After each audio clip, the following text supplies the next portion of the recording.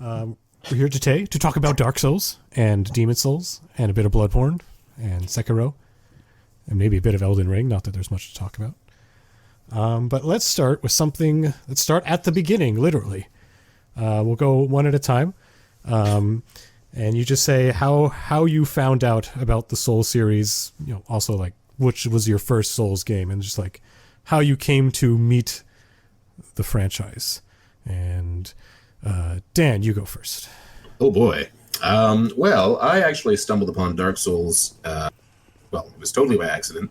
I was watching Zero Punctuation. He does like some reviews on video games with like a nice little art motif in the background. Super nice to watch. But he was doing one on Demon Souls, and he was just obviously whining about the difficulty, but saying that it was that kind of difficult that makes you just want to come back and do it some more.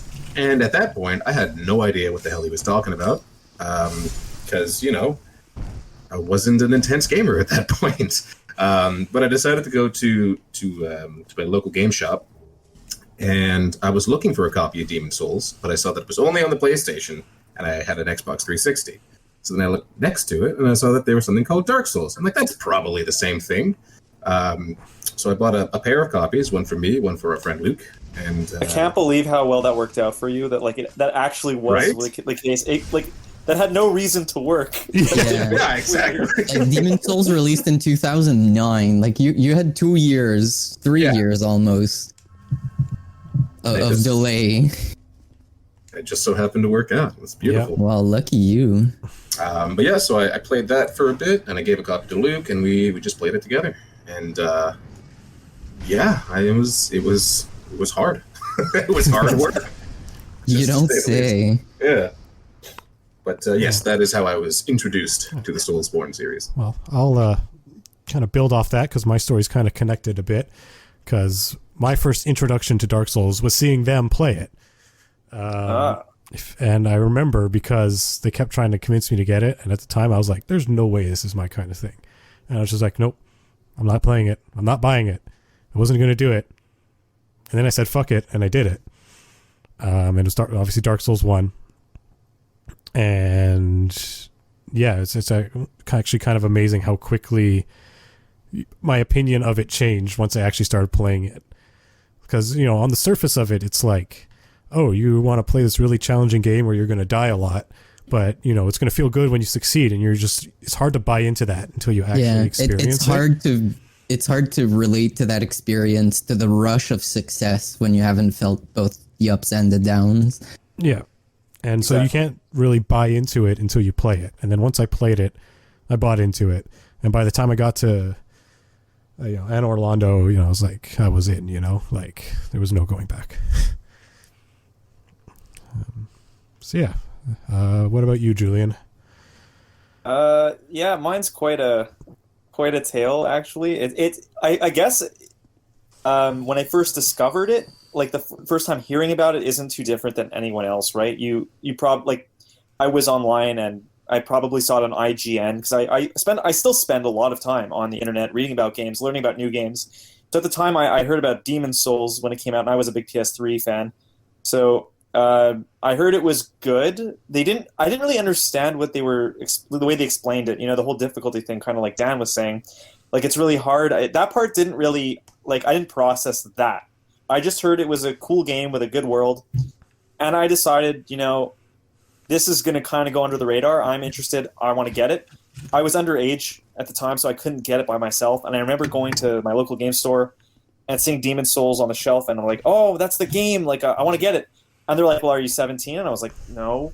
They're like, well, you need your parents. So I was like calling my mom. I'm like, get here now. I need this game. It's going to sell out. Like, it's super rare. No one knows what this is. But if it sells out, I'll never find it again. It's too obscure. That was obviously not true, but there was. Yeah. But to be honest, there actually was an issue at that time with Demon Souls because when it first came out, there were no French pamphlets, and seeing as we're in Quebec, you need to have a French version of the instructions if it's going to sell in retail, and there weren't. So that really was a bit hard to get. And when I finally got it, and this is the part that that's how I heard about Demon Souls, but how I got into it is separate, which is to say that I had the game. I played it up until I beat maybe the flanks, the first boss I played, Then I died a bunch, and I was like, this game is a nightmare. I'm not going to stop playing it. So I pretty much ignored the Souls franchise for a bit until one fateful year. I'm not going to get into the whole story behind this, but I was punished without being able to play video games for a full year, which for me is pretty serious. I would during die. I thought it would too. That's child abuse, actually. So That's- how yeah, about that sounds like instead, I disown you as my parents and Well, ignore that? I demand emancipation right now. Yeah, exactly. It created some interesting things though in my personality as a gamer and how I consumed media. That year was really important because what ended up happening was my older brother, who's my only sibling. He doesn't play that many games, but he decided to like embrace games wholeheartedly during that year where I couldn't play. So I would just see him playing all the games I want to play. I would still buy them. I would be like, one day when this year's done, I'll play this game. So I accumulated like this pile of games for that moment that I would be able to play games again that were after I had Demon Souls. But he got really into Demon Souls, and I watched him play it, and I was like, whoa, this game has so much depth, and there's like all these cool bosses I really wanted to see. And then finally there was like this build-up of like anticipation to finally be able to play Demon Souls. And when that year ended, I actually got super into Demon Souls. And after they'd announced Dark Souls, all my friends were getting really hyped about it because that's, I think, when this whole I guess like the zeitgeist, like the whole cultural phenomenon, the genre creation of a Souls game was starting to happen. So when Dark Souls came out, everyone was into it, and conveniently, it is actually like one of the only Souls games I didn't finish was Dark Souls 1. But yeah, that's a really long-winded story about how I got into the Souls genre. Yeah. Man, I feel like my story is going to be so underwhelming in comparison. Sorry. I went to the store and I'm like, oh, that looks No, neat. it's even dumber than that. I'd come into some money, tax return money, I believe, Classic. and I went on my favorite game store website just looking for ideas of things to purchase.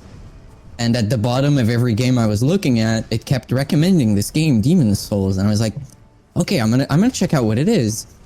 And I read the sales pitch, and it's like, okay, action RPG that's gonna beat you up until you demand for more. And I was like, there's no way people are buying this. But the more I saw, it was recommended on every game I was looking. And at some point I was like, you know what? Well, I don't think I understand well enough what that means without experiencing it. So I bought the game, put it in my PS3, of Demon Souls, of course. I barely moved the character and swung my stung around a couple of times, and I was like, I'm hooked. This is done. This is what video games were meant to be this entire time. This is the And apex then of I my proceeded- reasons to live. Yeah. I think I proceeded to play Demon Souls for the next year and a half without interruption. And Right. then eventually later down the line, Dark Souls released. And for me, when Dark Souls released, it was like, Demon Souls 2 is coming out. Get hype. Like, get ready. And as soon as the game was ready to launch and it launched, I just purchased and played till I was done. For me, it was really just a fortuitous meeting somewhere in the lower corners of the internet. And It I've been worked hooked out. since. Oh yeah. I never have I ever regretted something less than I did this, because this was just perfect. This was my life as a gamer was coming to a point, basically. Yeah, and I think it's telling that all of us kind of just had random introductions into the game, It's just like, oh, here's a thing, and now the thing is our lives, Yeah, Yeah. it doesn't matter how you meet with it. Something like Dark Souls, Demon Souls, and everything that followed, you're either gonna fall completely in love with or despise for the rest of your life. I But I haven't think met anyone who was on the fence about the game. I think that the fact that we all met with it in such a matter of fact kind of way, like it wasn't like it was plastered everywhere. The fact that we just sort of were like, oh yeah, this looks neat. It almost gives it like this mystical quality of like not many people are playing this, and it feels kind of unique. Like your experience feels very like it's like your own journey. Not many Yeah. people know about this game. It's not super popular, at least at the time. Yeah. So it really First. felt like a mysterious, almost scary world. The first time, at least, that I played Demon Souls, it was terrifying because you didn't know what was going to be out there, what was going to kill you, all the different creatures, and that's kind of the thing I love about it too. Yeah, it was in many ways it was a pilgrimage into the more intricate side of gaming. Yeah. gone were those artificial difficulty spikes with just umpteen thousands of health. And here comes this game that's actually, it's difficult, it's hard, it's going to make you cry, but goddamn, it's fair. For myself, it was very much a return to form for video games because I age very well, and I come from an era of gaming where if you played the original Castlevania on the NES or Ninja Gaiden on the NES, if you die enough, you'll lose all the progress and you'll have to start over from the start. So the idea of losing progress certainly wasn't new to me, and seeing that video games were trying at least to go back to something that was a little harder, to something that was challenging, was a very welcome addition to my gaming roster. And to see the extent to which they were willing to push it with Sekiro was oof. PTSD just thinking about it, but I should have called this the PTSD cast because it definitely could have been. And I know a lot of people that just they played Dark Souls a little bit, got to a point where it was just too much, and then moved on. They didn't have the masochism inside of them to just keep pushing and keep trying. Yeah, I mean, there's those people, and then there's the people who, like I used to be, just refuse to even give it a chance, but still have it. Like some people just won't even give it a chance. They know too well that they won't make it through. Yeah. To even give it a chance. And I mean, beating a game like Dark Souls says a lot about one's determination, but also a little bit of a sense of self-deprecation and masochism. Yeah. Where you're willing to inflict huge suffering upon yourself for the reward of beating a boss to 0 HP. Yes. But there's some really fascinating things about that though. Like I remember I've watched a couple of videos. I don't know if you guys know Nakey Jakey. He's a YouTuber. He's pretty funny. But he had a good video discussing like depression and Dark Souls, and I've read tons of people talking about this. It like presents you with overwhelming odds, and if the fact that you can overcome something that seems so impossible in a game gives people some kind of hope of a possibility of control in their real life, and it like actually could have a real impact just to feel success on something so overwhelming in a game. Oh yeah, 100%. Definitely. I mean, I think it's fair. We've all been playing games for many years, but I think it's a fair statement to say that we've never felt so accomplished. Aside from perhaps like a couple, like what Louis was saying, a couple older NES games, but that feeling of accomplishment after that boss in Dark Souls or Demon Souls or what have you, or Sekiro, as the case may be, just beats you down time and time again. It is very much like depression in many ways, and that's actually a really beautiful message of hope that you're talking about there, Julian, where. Just like anything else, whether it's the great old demon himself or just your everyday depression, it's nice to see that we can kind of break through those things, and that hope does still kind of resonate with these people. Yeah, and kind of building off that, we can go to the next question I had here, which kind of can tie into that, and that is, when did you fall in love with the games or know that you were playing something special? Louis, you can go first. Yeah, I kind of brushed into it when I did my little introduction as to how I found the game. For me, it was pretty much instant. I had been looking for a medieval fantasy game that played as well as Demon's Souls did, and Demon's Souls was janky in a lot of regards.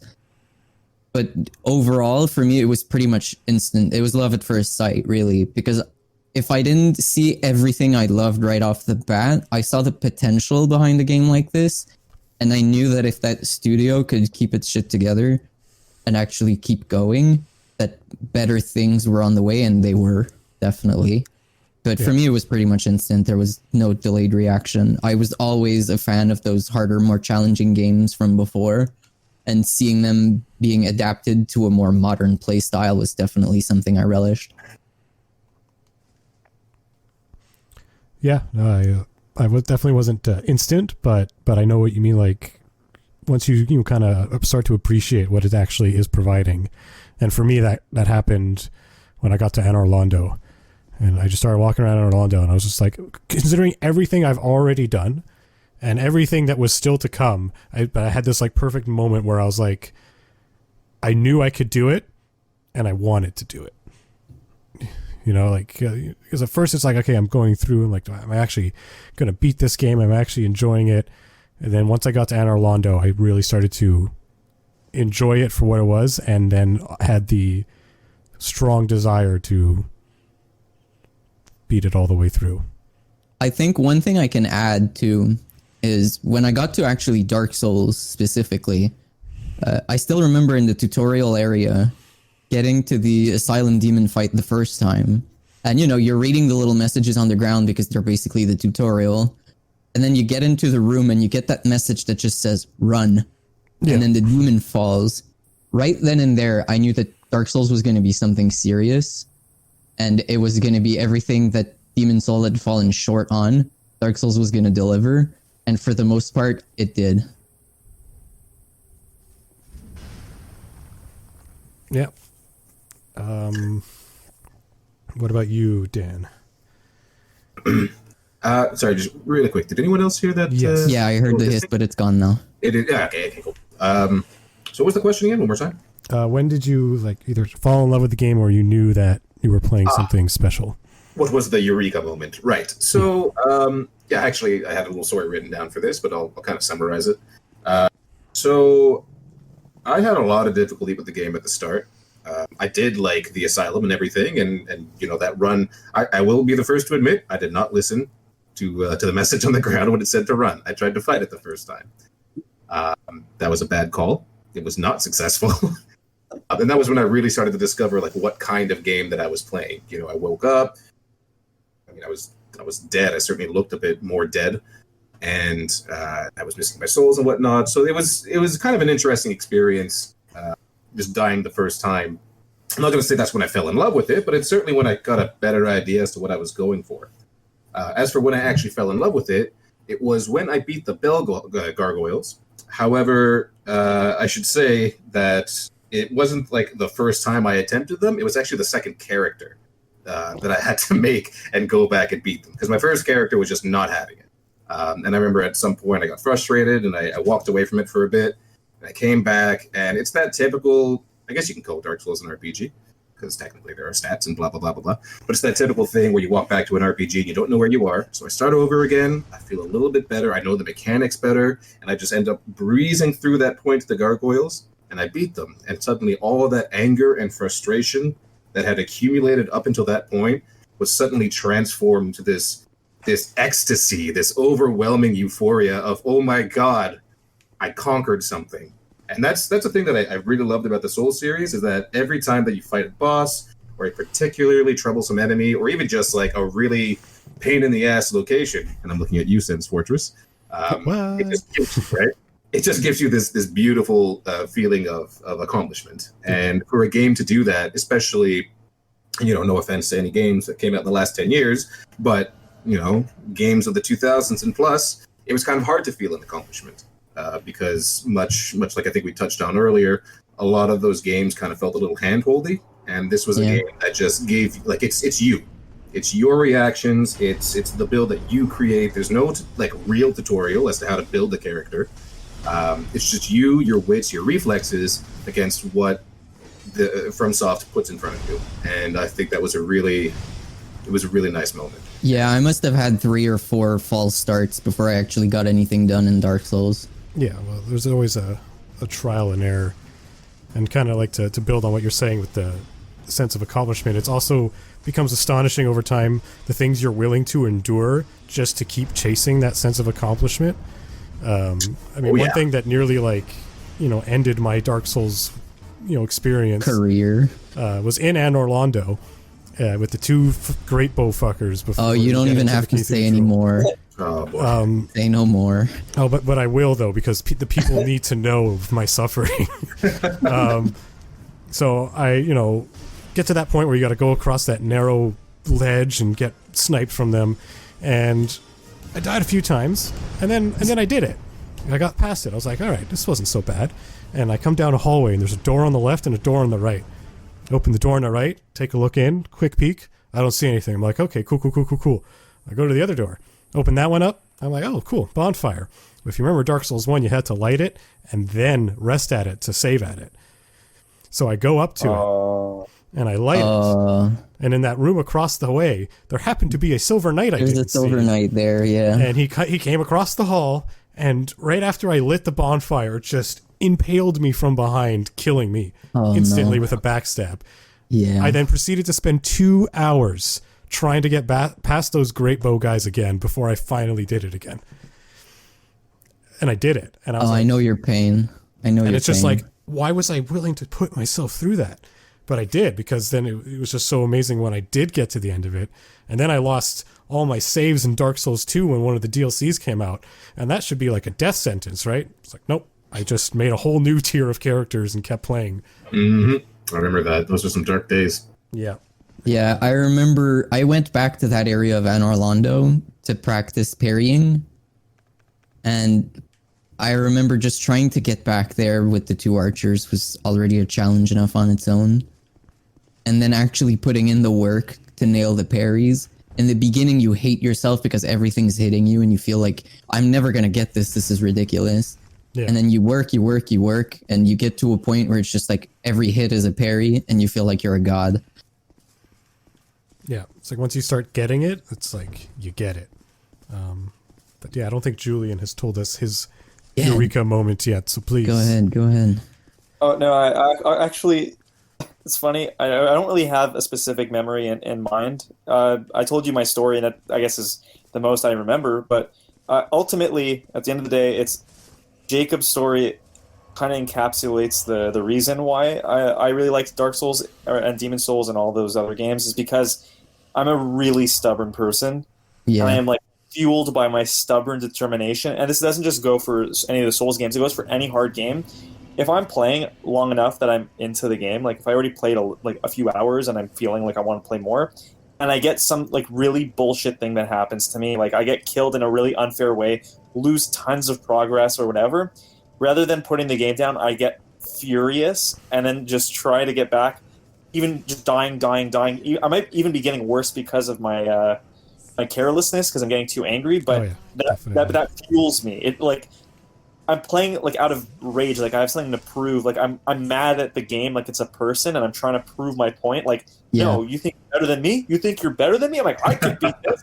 And I just like, this was bullshit, and I'll prove it to you by beating you to it, regardless of the bullshit. That is like a very deep part of my character in real life. That is just who, like, part of who I am when I get faced with a challenge. And so I think that makes for interesting chemistry, and I don't know which moment that really happened. I don't think there was like this one part that I kept playing at in Demon Souls. I mean, I was dying at all the moments in Demon Souls, but I don't think there was like one particular. I guess, is there a particular struggle, a particular wall you remember facing that you can still to this day remember beating, and the euphoria that came afterwards? I think there are so many, but I think if I'm just gonna pick a fun one from Demon Souls, I'm trying to remember like the main bosses of the end area. The end areas. Oh yeah, no, I know who it was. I know which boss was the worst. That pushed me to my limit was probably Flame Lurker in Demon Souls. That was probably the boss. Really? Okay. I was a sword fighter. I didn't have a lot of projectiles, and he was just really up in your grills, just beating the crap out of you. So yeah, he was probably the first boss that like made me feel true pain. That like I would then feel more in the rest of the series. But Flame Lurker is definitely I think for me was. Aside from old King Allant, who I summoned for, or King Allant, False King, I don't even remember. False King Allant. Yeah, that guy. Okay, so that guy I summoned for, I kind of cheated. But for the boss that I played by myself, yeah, it's Flame Lurker. It was the first real wall that I faced. Yeah. All right. Well, let's kind of segue from that, and let's just talk bosses. Okay. Let's keep it simple first. Favorite boss. Shit. Okay, I need a moment. Anyone else go first? Anyone needs. You have your answer. Go for it. Favorite boss. Now, if you're coming straight down to, I guess, favorite boss mechanics. I mean, just favorite in general, like your favorite boss fight, taking into consideration favorite boss and why. Mechanics, you can tell me. Lore, aesthetic, everything. Just your overall favorite boss fight on all fronts. Yeah. It doesn't necessarily have to be the most mechanically intuitive. It's just has to be your favorite. I mean, mine's a bit of a toss-up between, and they're both in Dark Souls 1, which I guess is noteworthy of Dark Souls, but it's a toss-up between the final fight with Gwyn, simply because of like everything that fight means, the ambience, the stage, like just that walk. I still get chills hearing that song, by the way. Yeah. For sure, but it was Same. even just the walk like through the Kill of the First Flame, where you're just, assuming you built your character properly, dispatching these Black Knights like they're absolutely nothing. These horrific enemies which gave you trouble throughout, I'm going to say, most of the game, and you're just tearing through them to get to Gwyn. And then that final fight with Gwyn itself, I mean, yeah, it is kind of lessened by people being able to parry the shit out of them, but it is still a very intense fight one way or the other. So there's that. But the other one would honestly just be Artorias from the first DLC. Yeah, beautiful fight that was. Oh man, so much. I mean, very similar points that I'm going to make to Gwyn.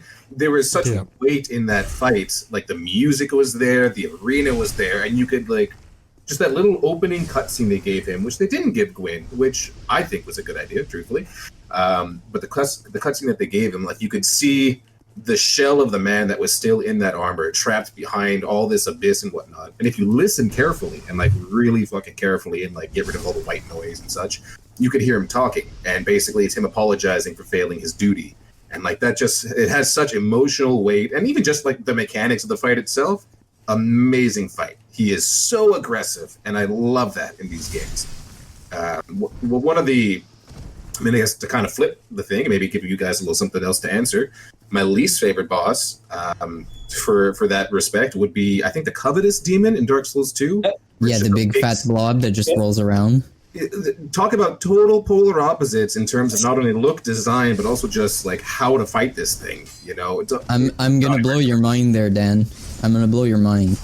The last boss from the real last boss from Demon Souls is even more underwhelming. Oh yeah, but that's that's the point. But that's the point. Yeah. For sure. Whereas this was like a mid-game boss, like it's in the middle of the. He could have been a mini boss for all I care. This area could have been opened up, and he could have been a mini boss. Yeah, I mean, we could have just been an elite enemy. Like he barely was qualified as a boss. Very forgettable. Yeah. I was straight up believing or expecting him to come back as just a regular enemy at some point. Yeah, exactly. Yeah. So those are my my favorite, and I guess I'm throwing it in there, my least favorite boss. Interesting. Louis, I'm deciding that you're next. You're deciding I'm next? Okay, well, take that, Jacob. I'm having a real hard time. No, it's fine. It's fine. I don't care. I'm having a real hard time pinpointing game per game, like all the bosses and which one was really my favorite. But I'll say this: of Dark Souls 3, I think Pontiff Sullivan had my favorite introduction. Because that little moment where you walk into the chapel and he's there holding his swords takes a few steps, and then the swords come to life with this like purple and red glow. Yeah. To me was like, that's it. I'm gonna die. It's over. With the all the bosses too, before that. Oh yeah, Pontiff Sullivan was definitely one of my highlights. Like, oh man. And, yeah, I think it's so cool because it looks like he's igniting lightsabers, and you're just like, oh, okay. Yeah. this is what we're doing now. The flame sword was one thing. Like fire is a very dominant theme throughout all of Dark Souls. Yeah. But when the other one turned purple, I was like, that's magic damage, and I'm not built to resist all of these different types of damage. Yeah. And I was fighting alone because, again, I think this is a common trait between all the people who like Souls games, is that I'm very stubborn. And I was determined that, no, I'm going to beat him alone because I've done the rest of the game on my own. That's how I play the game. Like, yeah, I didn't know in Demon Souls, I didn't know you could summon until I'd played Dark Souls. And people told me, yeah, you could do that in Demon Souls too. And I was like, wait, what? Oh god, man. Oh god. Oh yeah. Yeah, no, I did. I mean, I beat all the bosses in Dark Souls 1 alone. And I didn't do all the Dark Souls 2, because some of them are just like, here's a meat shield that is just going to, stomp your face off. Well, yeah, and Dark Souls 2 did this thing where, like, especially in the DLC, you have this area that's like, they're expecting you to have people with you. Yeah. So it's, and Dark Souls 2, like, through it all, I think I liked seeing Ornstein again, just because I love his design so much. His armor is probably one of my favorite designs in Souls, like, all put together. Yeah. And other than that, Sir Alon was an interesting fight. Way too difficult. Sir Alone was a very interesting fight. Too difficult for his own good. But again, the pure bliss that you get from beating him after months of trying is definitely worth. But if I really have to pick a favorite boss, it's gonna be from Bloodborne. So I'm not gonna go too deep.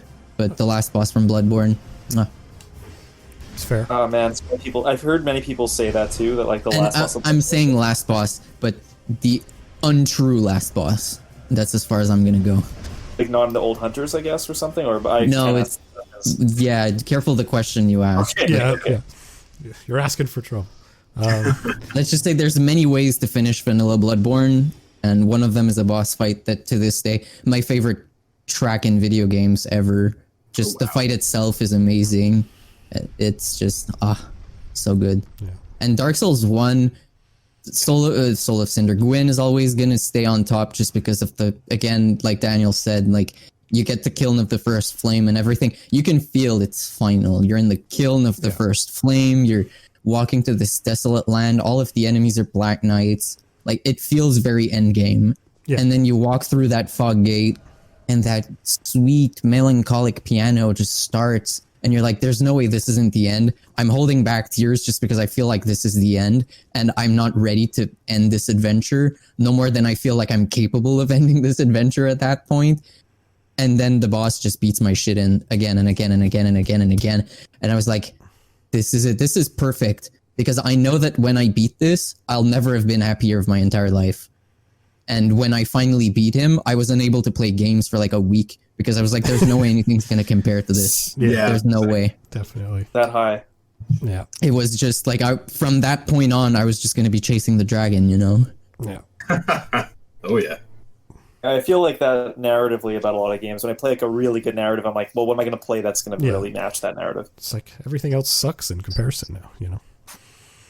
Yeah, that's definitely it. But yeah, I think for me, so one of my favorite bosses for sure is, and just it may have a lot to do as well, just with the relationship I had with this duo, of Ornstein and Smo. Ornstein and Smo is such a good fight. Because the first time I played was when I had that great bow shenanigans, and I was in no capacity to do that boss alone. And the first time playing through Dark Souls, it was the only boss I summoned help with. But second time through, I was like, no, I'm going to do this properly. And I had a Black Knight Greatsword. Classic. And my encounter with them stretched over 3 days. Because I was doing it I was trying to kill Smo first because I wanted Ornstein's armor. Oh, And that is not a good idea when you're a slow, fat strength build.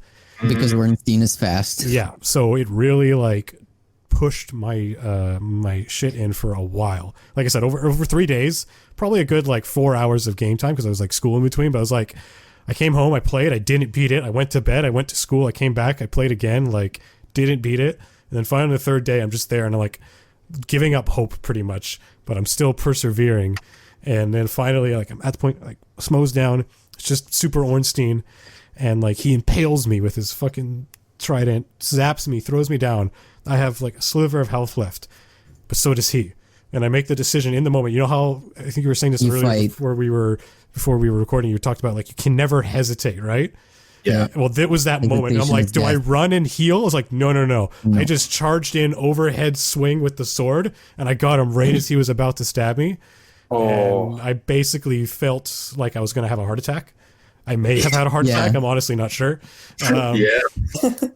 But so that one for sure, just because you of lost that, a few years of your life on that one for sure. Yeah. So just, because of that, Ornstein and Smo, and just because it's awesome in general, like so cool. The music's amazing. The Dark Souls one I also really liked, Manus of the Abyss. He also pushed me around for a while. Yeah. Oh, that was a good fight. Yeah. I don't have a favorite in Dark Souls 2 because Dark Souls 2 was what it was. I love Dark Souls 2 for what and we'll get to it when we talk about it more specifically, but I don't have a favorite boss from Dark Souls 2. We'll just leave it at that. Dark Souls 3, I really, really, really love the Abyss Watchers. Yeah, the music, that was a cool one. the style, just the whole interaction. When they start fighting each other, I was so confused, but I was like, this is so much depth. Yeah. The idea that the boss is fighting itself is so telling about who it is, like lore-wise. Yeah. You're just like, oh, there's something going on here. And that was another one forgot where about that one. I spent I was playing all day, like, cause we were playing like crazy when it came out, and it was like 2:30 in the morning when I got to the boss, and I'm like, all right, I'll give it a try.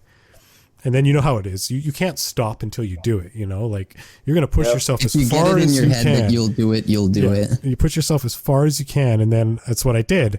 And I finally beat him at 5 a.m. and like I nearly like woke up the house because I was like I just jumped out of my chair, like started banging walls and shit. I'm like, oh my god, I can't believe I did it. And then I passed out and woke up and got right back to it. Beautiful. But also Gale. Gale is also a really awesome fight. An amazing fight to end the series on. I feel like all of our favorite fights have one thing in common, that they have a killer soundtrack to them. Yeah, no, I mean, we'll let Julian answer the question first, but if you want to just talk about soundtracks for a while, we can do that. Because... Oh, yeah. We'll circle back. Julian, tell us about your opinions. Yeah. I'll do my best because it's been so long since I've played through the Dark Souls games. But the thing is, first off, I just have to say, for soundtracks, I feel like everybody talks about them, and I don't remember anything because I feel like I don't even hear the soundtrack when I'm like playing a boss. You don't hear it; you feel it in your bones. Yeah, it I probably know if I heard it. But if we're talking favorite bosses, it's weird. It's weird that when I think, maybe because it's about the order I played the games in, I almost feel like I want to pick something from Sekiro or from Hollow Knight. And I know those aren't Dark Souls games, so I'm not going to. But I would have to say, and I only remembered because you just said it before, Louis, but I think I want to say Pontiff Sullivan, because I think that was a boss that like I really felt like I couldn't do it. But it felt really cool to do when I finally did get it. Like when I finally started getting the rhythm, it felt like a ballet almost. And I know that that's when a good Dark Souls boss starts to go smoothly for you, is when you start to kind of dance around the attacks, roll at just the right moment, and get in your attacks but not get greedy. And there's like the chaos of all the his different like ghost clones everywhere. You have the swords it looks like chaos, and at first when you first play him, you probably wouldn't know the way to avoid getting hit by that. And that's the thing, the beauty of fighting a boss in Dark Souls is that the more you play the boss, the more you deconstruct their movesets and their patterns until you just know everything. You know all their tells, all their movements, and hell, even the fucking path to get to Pontiff Sullivan. Yeah. I had every roll down pat. Like, I'm like, okay, I get through this archway. That guy's going to try to attack me like this, so I roll right now.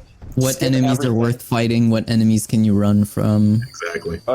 And then you get there, and I was like, it's like clockwork. Like, you actually get like your brain to be in like a separate state, like in like a beta wave mode, where you're like, you're not fully awake. You're just in like a trance and like this this pure reaction, which is what we were talking about before. It's DBZ Ultra Instinct.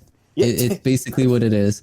How do you beat Dark Souls? Oh, you just have to go into Ultra Instinct. You just have to go Ultra Instinct. Well, pro tip for Dark Souls 3 players that are struggling, listen to the soundtrack. The soundtrack of all of the bosses is a huge tell to the cadence you can expect from them. Yeah. All of them. And when they're about to like really mess your shit up. Yeah. Dancer is a boss fight that a lot of people find unpredictable, but it's not so much that the fight is unpredictable, so much as it plays to a weird time signature. That's all it is. Once you can zero to that weird signature and start to knowing what to look for and what to count, the fight gets a lot smoother. I also just want to say one last thing, which is that the boss I want to say is my least favorite. Like, I know we don't have to say least favorite. It's like the most conflicted I've ever felt about a boss in a game is the boss of Sekiro, like is Ishin. Just why? Oh, really? Okay. It's my most, because I felt so mad about it, but I was so conflicted because I loved parts of the boss fight, but I felt some parts were so tough that I felt like I had nothing to do. Like, there was nothing I could have done. Specifically in his third phase. I'm not going to go into all the details now, but basically I loved it, especially in the first two phases, because that's when I would get into the trance of deflecting, and like I've even recorded my whole boss fight with him. And even after a certain number of plays, you don't even get touched in the first two phases of that boss fight. Yeah. You become like the biggest badass ever. And in the last two phases, you feel like all the pressure of beating the game is on your shoulders, and I felt like it was overwhelming, and at times I felt like I didn't love it. I'm torn because I hate it for what it did to me because it pushed me harder than any boss has ever pushed me in any game. But at the same time, it was like this beautiful mastery of the game that you get from beating that boss. That's like the biggest euphoric feeling I've ever had from beating a boss. I feel like Sekiro, because of how it functions as a game, kind of enforces that very often, where you're either gonna nail it or gonna get nailed. By the time you get to a point where you can beat a boss, you've usually narrowed down all the parry frames and all the movements that you need to make to be relatively safe, to a point where a lot of bosses can become feel like they're becoming very trivial. Genichiro was never an issue to me. Once I started figuring out what to dodge and how to dodge, or what to parry and how to parry, he becomes quite the trivial boss fight. The first Genichiro or the second one? Either or. Ishin was a beast on his own, and he requires a lot of, I guess, outside of the box thinking compared to a lot of the other bosses. But bosses that are meant to be difficult and test your wits, like Genichiro, are actually kind of easy once you get down to it.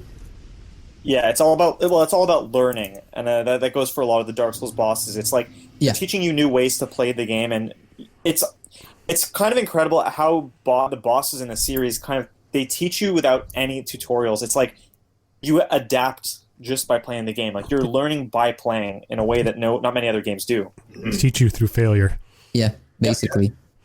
Learn from your mistakes. If you don't, you'll never make it through. Yeah. I find that no game, even of the whole Soul series, no game puts the emphasis on that more than Bloodborne, which is a big part of why it's my favorite.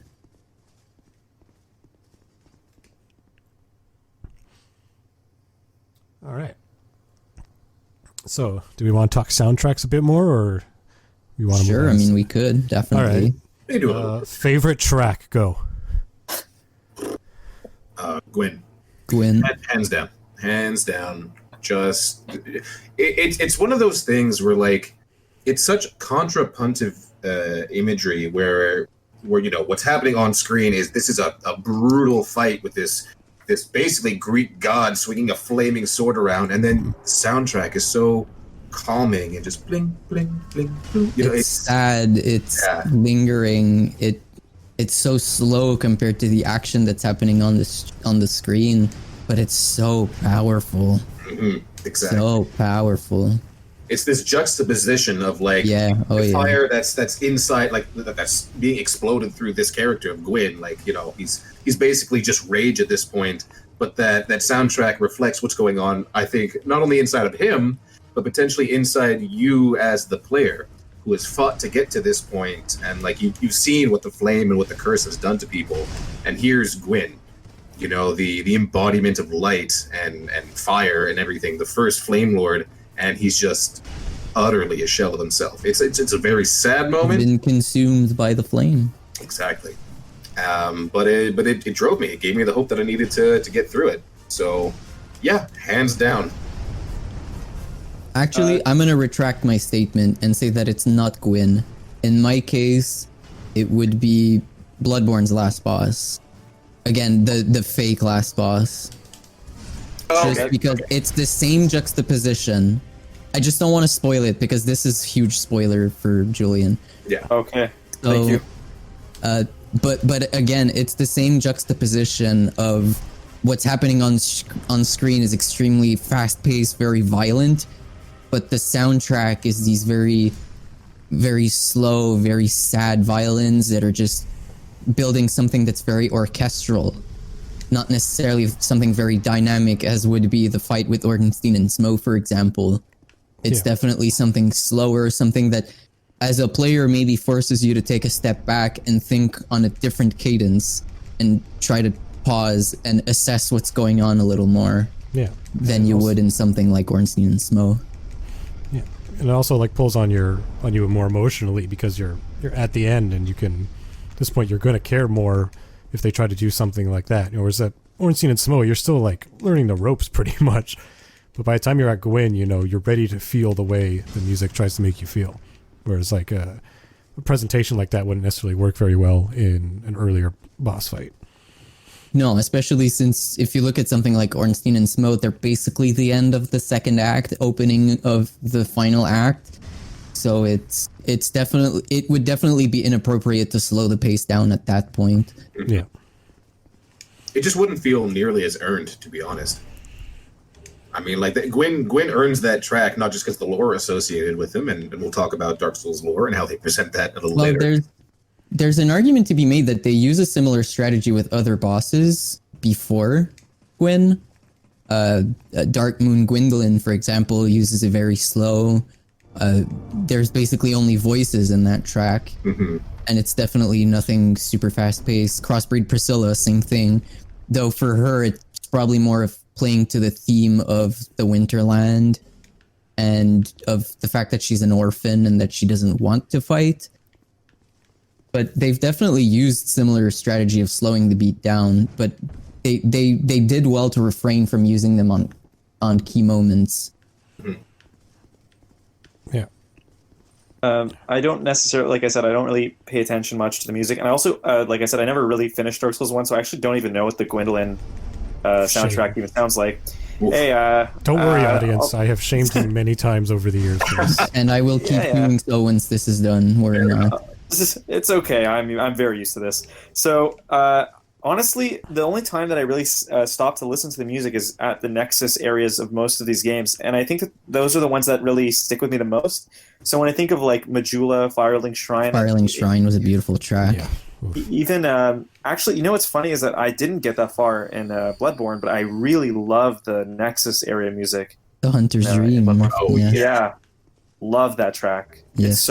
It's so heavy with the atmosphere and the way it matches with what, like, Bloodborne is like a really surreal dream, and I think aesthetically it's such an appealing game to me. It's probably one of the most appealing games visually to me, which is why it's so hard for me to not have made it that far. But I think that just when I first saw the Hunter's Dream, and I was just standing looking into the distance at like it looks like a kind of Victorian nightmare kind of dreamscape, and it's so surreal to hear those kind of like haunting voices, and it's a bit sad in itself too. And it sets the stage a little bit for the rest of the game. Not that I know much about it, but trust me, man, you ain't seen shit. I was just holding back saying that. Trust me, man, you ain't seen shit. Oh, I believe it. I've heard like small out of place details, so I know that like I know that there's so much that I have yet to see in that game, and I would love to see it at one point. I guess I'm just secretly hoping that there's going to be a bit of a PS5 patch to get to run at 60 frames. And there's actually a PS4 patch that gets it to run at 60 frames. Is that like your mind. mod it? Do I have to mod it or something? Yeah. Oh shit.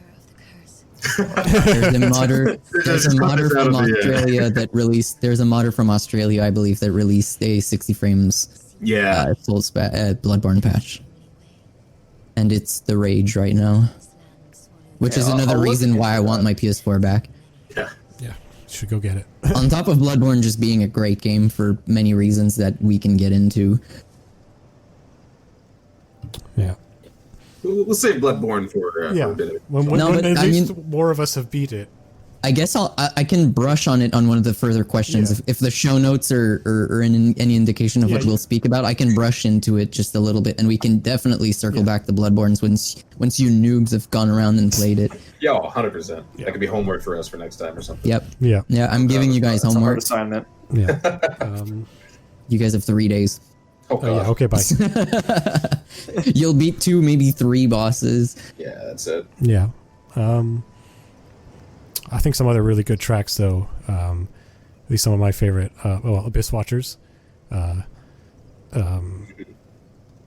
Gaping Dragon. Gale. Gale's track is so good. Oh yeah. If you guys want to listen to good heavy metal remasters of those tracks, Falcone on YouTube has amazing heavy metal remasters of those tracks. That guy's great. I've watched some of my favorite stuff. Especially the Gale one. The Gale one is just... The Gale one is 12 staple. minutes of pure orgasm. The Midir one is also amazing. Yeah. Oh man, so many good stuff. So much good stuff.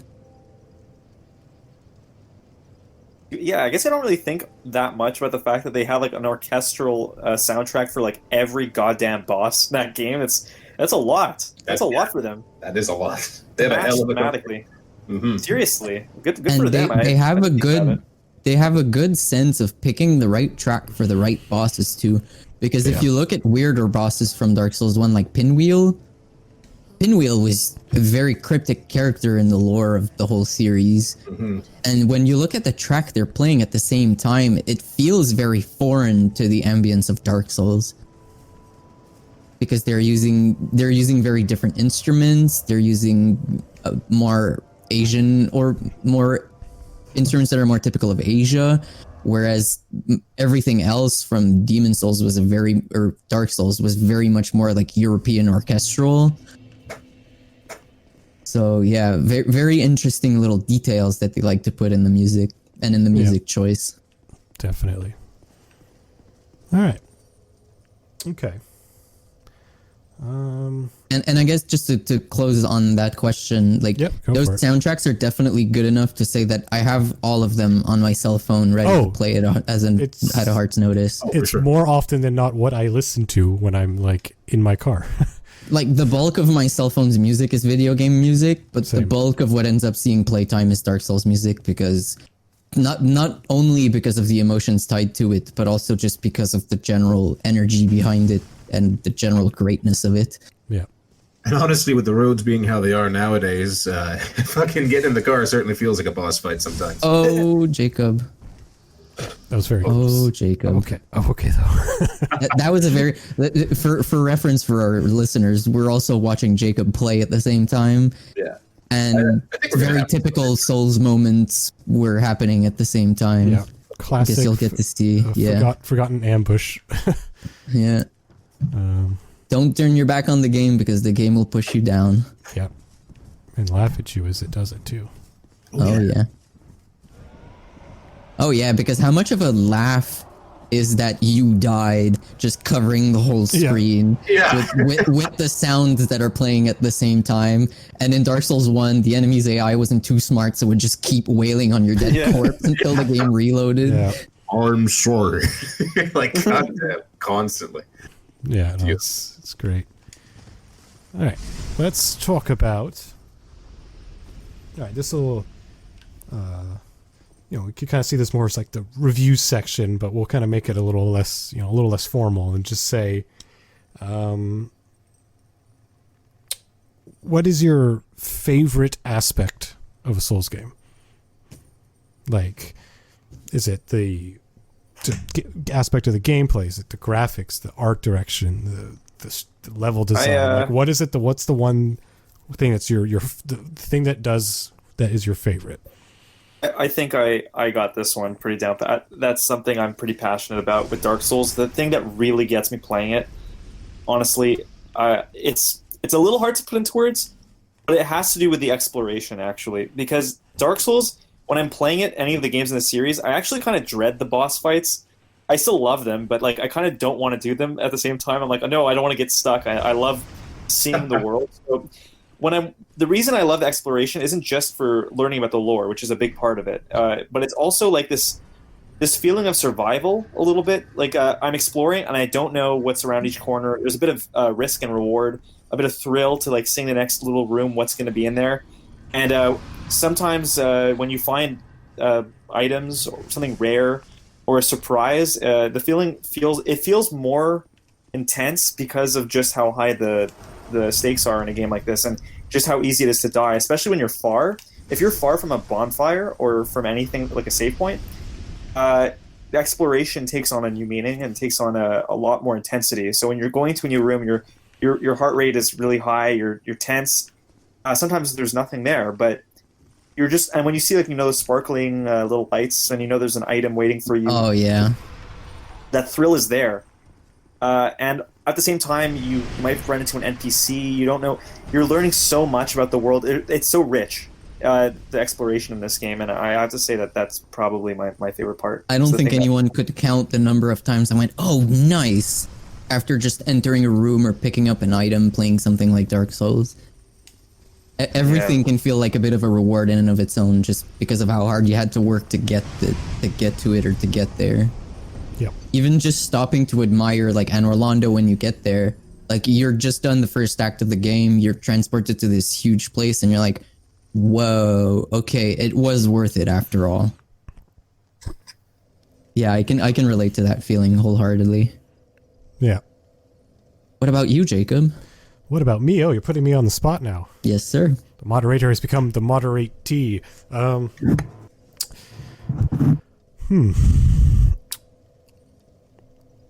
Would you like another minute to think about? Maybe. Yeah, okay. Well, I'll jump in. That's okay. Kind of on the flip side of Julian's statement, his point. I actually love the bosses more than anything else. And that's not to take away from the environmental design and all the little details, like just the whole atmosphere in general. It separates itself from many other either generic fantasy games or more unique ones. But ultimately, it is that final face-off against the boss of the area. And sometimes the boss's difficulty doesn't even come with the boss itself. It's getting to them in particular that's more problematic. Some of them, yeah, definitely. One I can think of right off the bat, and it's not a typical one because some people skip this boss, but it's the ancient dragon in Dark Souls 2, where you have to go around and get through the dragon shrine and everything, and fight. And especially once you start to try to fight them, like those little NPC boys, they start to fight you as well. And if you try to summon help, they just fight you automatically. So getting to this boss, who's got the most health out of basically any Dark Souls fight, and who could one-shot you, of course, it was certainly more part of the boss fight than its actual mechanics. But I had a point. Okay, pause. All right, I have an answer now. So what you like is basically facing the end of each of those chapters.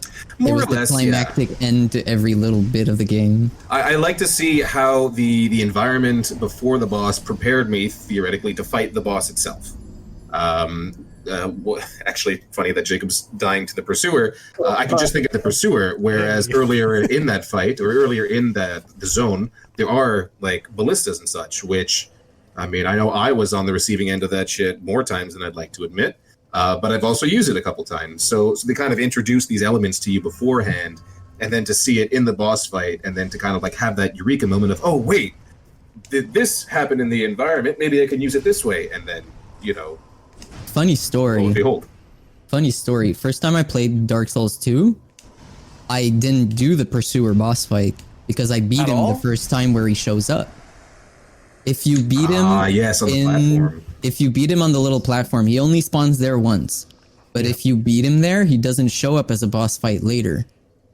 So I had no idea that Pursuer was even a boss. For me, it was just this weird enemy that showed up sometimes. And then I did another playthrough later, and I was like, wait, there's a boss here? What's going on? So I was completely... right? Yeah. Right up top, the first time you meet him is going to be where there's... at Cardinal Tower, where there's a wall you can destroy if you throw a firebomb at some barrels on the other side. And then there's a little platform that you can go up top, and there's the Nestus Flask Shard up there. And the first time you go there, Pursuer will always show up. And if you beat him there, he's not going to show up at the end of the Soldiers' Barracks, which is right before... what's the name of that area, Jacob? The area you're in? The Lost Bastille. Yes, he won't show up right before the Lost Bastille if you beat him on top of the little tower where you have the ballistas to kind of nerf him down. So I didn't know that there was a boss fight there for the longest time. Yeah, it's pretty cool, little things like that. I mean, that's one of the things that's great about all the Souls games is just, not knowing what's going on the first time through and trying to piece it all together. But for my answers about my favorite aspect of the Souls game, it's going to be a little cheesy because it's different in each of the 3 Souls games. Oh, that's cool. My favorite aspect of Dark Souls 1 is the world and exploring it. How cohesive the whole of Lordran is compared to any other Soulsborne games except for maybe Bloodborne. It's just, the others just don't compare. Dark Souls 2, my favorite is just the combat and building characters and power stancing. Bring back power stancing. Yeah, hashtag bring back power stancing. Yeah. And then for Dark Souls 3s, it's the bosses. The bosses were so good for the most part. Almost all of them in Dark Souls 3. Especially the DLC bosses, which were just like, oh, you like 2-phase bosses. How about 3-phase bosses? How about 4-phase bosses? And you're just like, okay, that's enough. Just talking on Dark Souls, you're drunk. Yeah, but yeah, that's, yeah. And I'd say, if I had to pick one, I'd say maybe the bosses, just because I feel like Dark Souls 1 out of the 3 Dark Souls is the only one that really nails the world's exploration, at least, as well as Dark Souls 1 did. Dark Souls 2 is just like a fucking, here's a bunch of random stuff piled on top of each other, go have fun, and I will, but it's weird, And Dark Souls 3, it's like, it makes a bit more sense, but it's also like, you've seen some of this before, and it's kind of weird. Yeah, Dark Souls 2 is so terribly disjointed that they could have had like a boss select, like a Mega Man game. Yeah, it's what I like to, how I like to describe it is like Dark Souls 1 was a single vision spread out over a game. Dark Souls 2 was like 200 visions crammed into a game. At least as far as the level design and the world's cohesiveness overall. Because, yeah, like I said, Dark Souls 2 is so disjointed, whereas you can tell one guy... what's his name? The director of the Souls games. Miyazaki? Hidetaka Miyazaki. Yeah, you can feel his absence in 2. Yeah, and you can feel his presence in 3, and in 1, and in all the others. But 2, oddly enough, still had the most fun PvP, at least for me. And oh yeah, me too, hands down. Yeah. I think we all had our. Well, I say all, but I don't know Julian's PvP. I know you're not a huge fan of player versus player, correct? Yeah, any multiplayer, I'm a pretty loner gamer. Although weirdly enough, the one Dark Souls game I did play PvP quite a bit was Dark Souls 2 in the Belfries, like where Jacob is now. Belfries Soul, I did do some PvP there. Oh yeah, classic. But that's it. I rarely would do that. I think the only times I liked multiplayer in Dark Souls was when someone invaded me. I started to get good at kicking their ass, and that was like a satisfaction. Was like being the underdog. Like they're coming to kill me, and I'm like, yeah, try it. Yeah, I'm pretty much on your side on that one, where I didn't seek it out, but it was a welcome challenge. Yeah. You think you're better than me? Like, I've been playing this game for hundreds of hours. Like, you're gonna have a tough time. But yeah, I can relate. There's definitely satisfaction with that, like a really deep satisfaction. Mm-hmm. Anything to add, Jacob? No, I think I said what I want to say. If everyone else is good on their favorite aspects, we can... Hold on, I have yet to brush up on mine. Oh, yeah, then by all means. For me, and it's interesting because mine is different from all of yours, I suppose, in a way. Where, for me, what I love the most about those Souls games, that both as a whole and individually, they forced a bit of a paradigm shift in the way I approach situations that had to keep me thinking. Like, if you play games like Final Fantasy, 9 times out of 10, you can get through these random encounters by just mashing attack until you're done. And then when you get to the boss fight, you just gotta be a little more careful, kind of thing. And the challenge goes away pretty quickly, unless you're attempting a challenge run where you're keeping as low level as possible, or whatever the case may be. But when it comes to Dark Souls, there's so many steps to getting good enough at the game to say that you can progress. And you have to reconsider the way you approach things so many times and so differently throughout the course of all the games that my relationship with gaming in general had to change, especially when I got to Bloodborne, because Bloodborne's a whole other monster on its own. But the whole idea of having to think, is it better for me to retreat? Is it better for me to heal? Have I made enough progress to say it's worth going back to the bonfire and trying again? Or do I just push on and try to beat the boss? And even once you're fighting the boss, having to think, okay, do I take some time to learn his attack patterns, or do I take the openings that I feel I can see? And everything just built on that whole relationship of, am I the hunter or the hunted?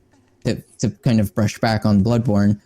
And the same principle applies in Dark Souls, where it's, am I being the victim of what's going on, or am I going to be the aggressor of both the environmental hazards, the enemies, the bosses, everything. It was a battle in and of itself with myself to feel powerful enough that to have the courage to progress and move on and keep trying. Not just the sheer determination, but also the courage of facing these situations. It's like, I have 1,000,000 souls dropped somewhere in one of the worlds and I have to go and get it. Yeah. But the reasons it's dropped is because the game's hard as balls. And you're like, I'm never gonna get back there. Those souls are lost forever. And then you push and you try, and sometimes you make it, sometimes you don't. But that whole risk reward aspect was completely blown out of proportions, especially when it comes down to your decision making. When you get to a point where your decision making is what made the difference, you feel like this game brought something to the table that a lot of other games before didn't. Or at least in a way that a lot of games hadn't. And Yeah, it also definitely. it also doesn't let you kind of like, you can't let your guard down. Also, just on top of that, like, you can't just be like, oh, I know how to do this. Like, every enemy, down to the weakest, shittiest enemy, could mess you up if you're like too cocky, overconfident, and not paying attention. Like, you let your guard down and ignore something, it'll make you feel the pain. 9 times out of 10, it'll bite your ass. Yeah. Yeah. And the If one you time think it that doesn't, you can just run through an area, because I've done this many times, those monsters aren't an issue. If even the slightest little thing goes out of whack compared to how you were thinking it would go, usually then your whole plan falls apart and death finds you pretty quickly. yeah. Yep. Yeah, the one time where you get away with being sneaky, you're too busy gloating to yourself that you were sneaky that something else kills you. Yeah. Oh yeah. Exactly. You're like, oh my god, I did that. It's like that scene from Saving Private Ryan on the beach where the guy gets sniped off the helmet and he's like, oh my god. And he takes off his helmet and then he's dead, like, Yep. Exactly. it's like, yeah, that's Dark Souls in a nutshell. That's a good reference, actually. Yeah. I can't believe I did it. I did it, dead. Yeah. So many games work hard to put you in a sense of security. Like, oh, you just found an item. You're probably not going to get ambushed by someone just jumping in your back. But Dark Souls will go out of its way to put an item that's literally just rubbish for you to pick up and then have 2 guys jumping behind you that were just hanging on to the fence. Like, aha, we were right there the entire time. And if you'd just move your camera the right way, you would have seen us. But you didn't, because you were so zero focused on the item that you picked up rubbish and got killed for it. Yeah. Or on the flip side of that, where they stick the actual item inside an enemy. Hence, my first introduction to mimics was this game, Oh, yeah. and the Classic. PTSD that follows. Classic. Scared of treasure. You can't approach a treasure chest without punching it once just to be safe. Yep. Yeah, you gotta smack Every it one time. time. Yeah. Every Dark Souls game, you always attack a treasure chest. Yeah. Although in Dark Souls 2, you gotta be careful, because in this game, they actually allowed you to destroy the chest, which turns the item into rubbish. Well, that was the point of the distinction between the wooden and the metal chest. You can't destroy the Yeah. metal chests. Yeah, exactly. There were no metal mimics. Thank the gods. No, there weren't. There weren't. Could you imagine? Right. I mean, I I would would never have trust again. loved I would have loved a godly item hidden inside a metal mimic, like something really monster. powerful. Oh my god, can you imagine? You see a treasure chest, then all of a sudden you open it and the fog wall appears, and like, uh-oh. Oh, You, no. you walk into a room that just screams of. You walk into a room that just screams of "I'm a boss arena," and then the only thing in the center is this singular treasure chest, and you're like, well, what Yeah. do we Here have we here? go. Mhm. Yeah. That's, Oh, don't you love when that happens, Jacob? yeah.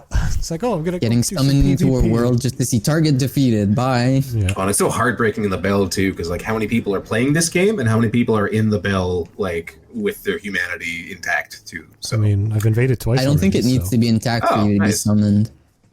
to be no, summoned. you don't, not to be summoned, but to have someone summoned in. I think you have to have your. I don't think, because of how that area works, I don't think so. Same thing for the Rat Covenant. Host doesn't need to be alive, which is why it's so dangerous to be in those areas. I'm not Right. sure though. Don't quote me on that. Yeah, It's been a while. We'll double check. I'm sure the comments will correct us on The it. commenters, if any, will comment for us. I'm not worried. Yeah. People like to set the record straight. Yeah. Definitely. It's like, oh, these fucking noobs, they don't know what they're talking about.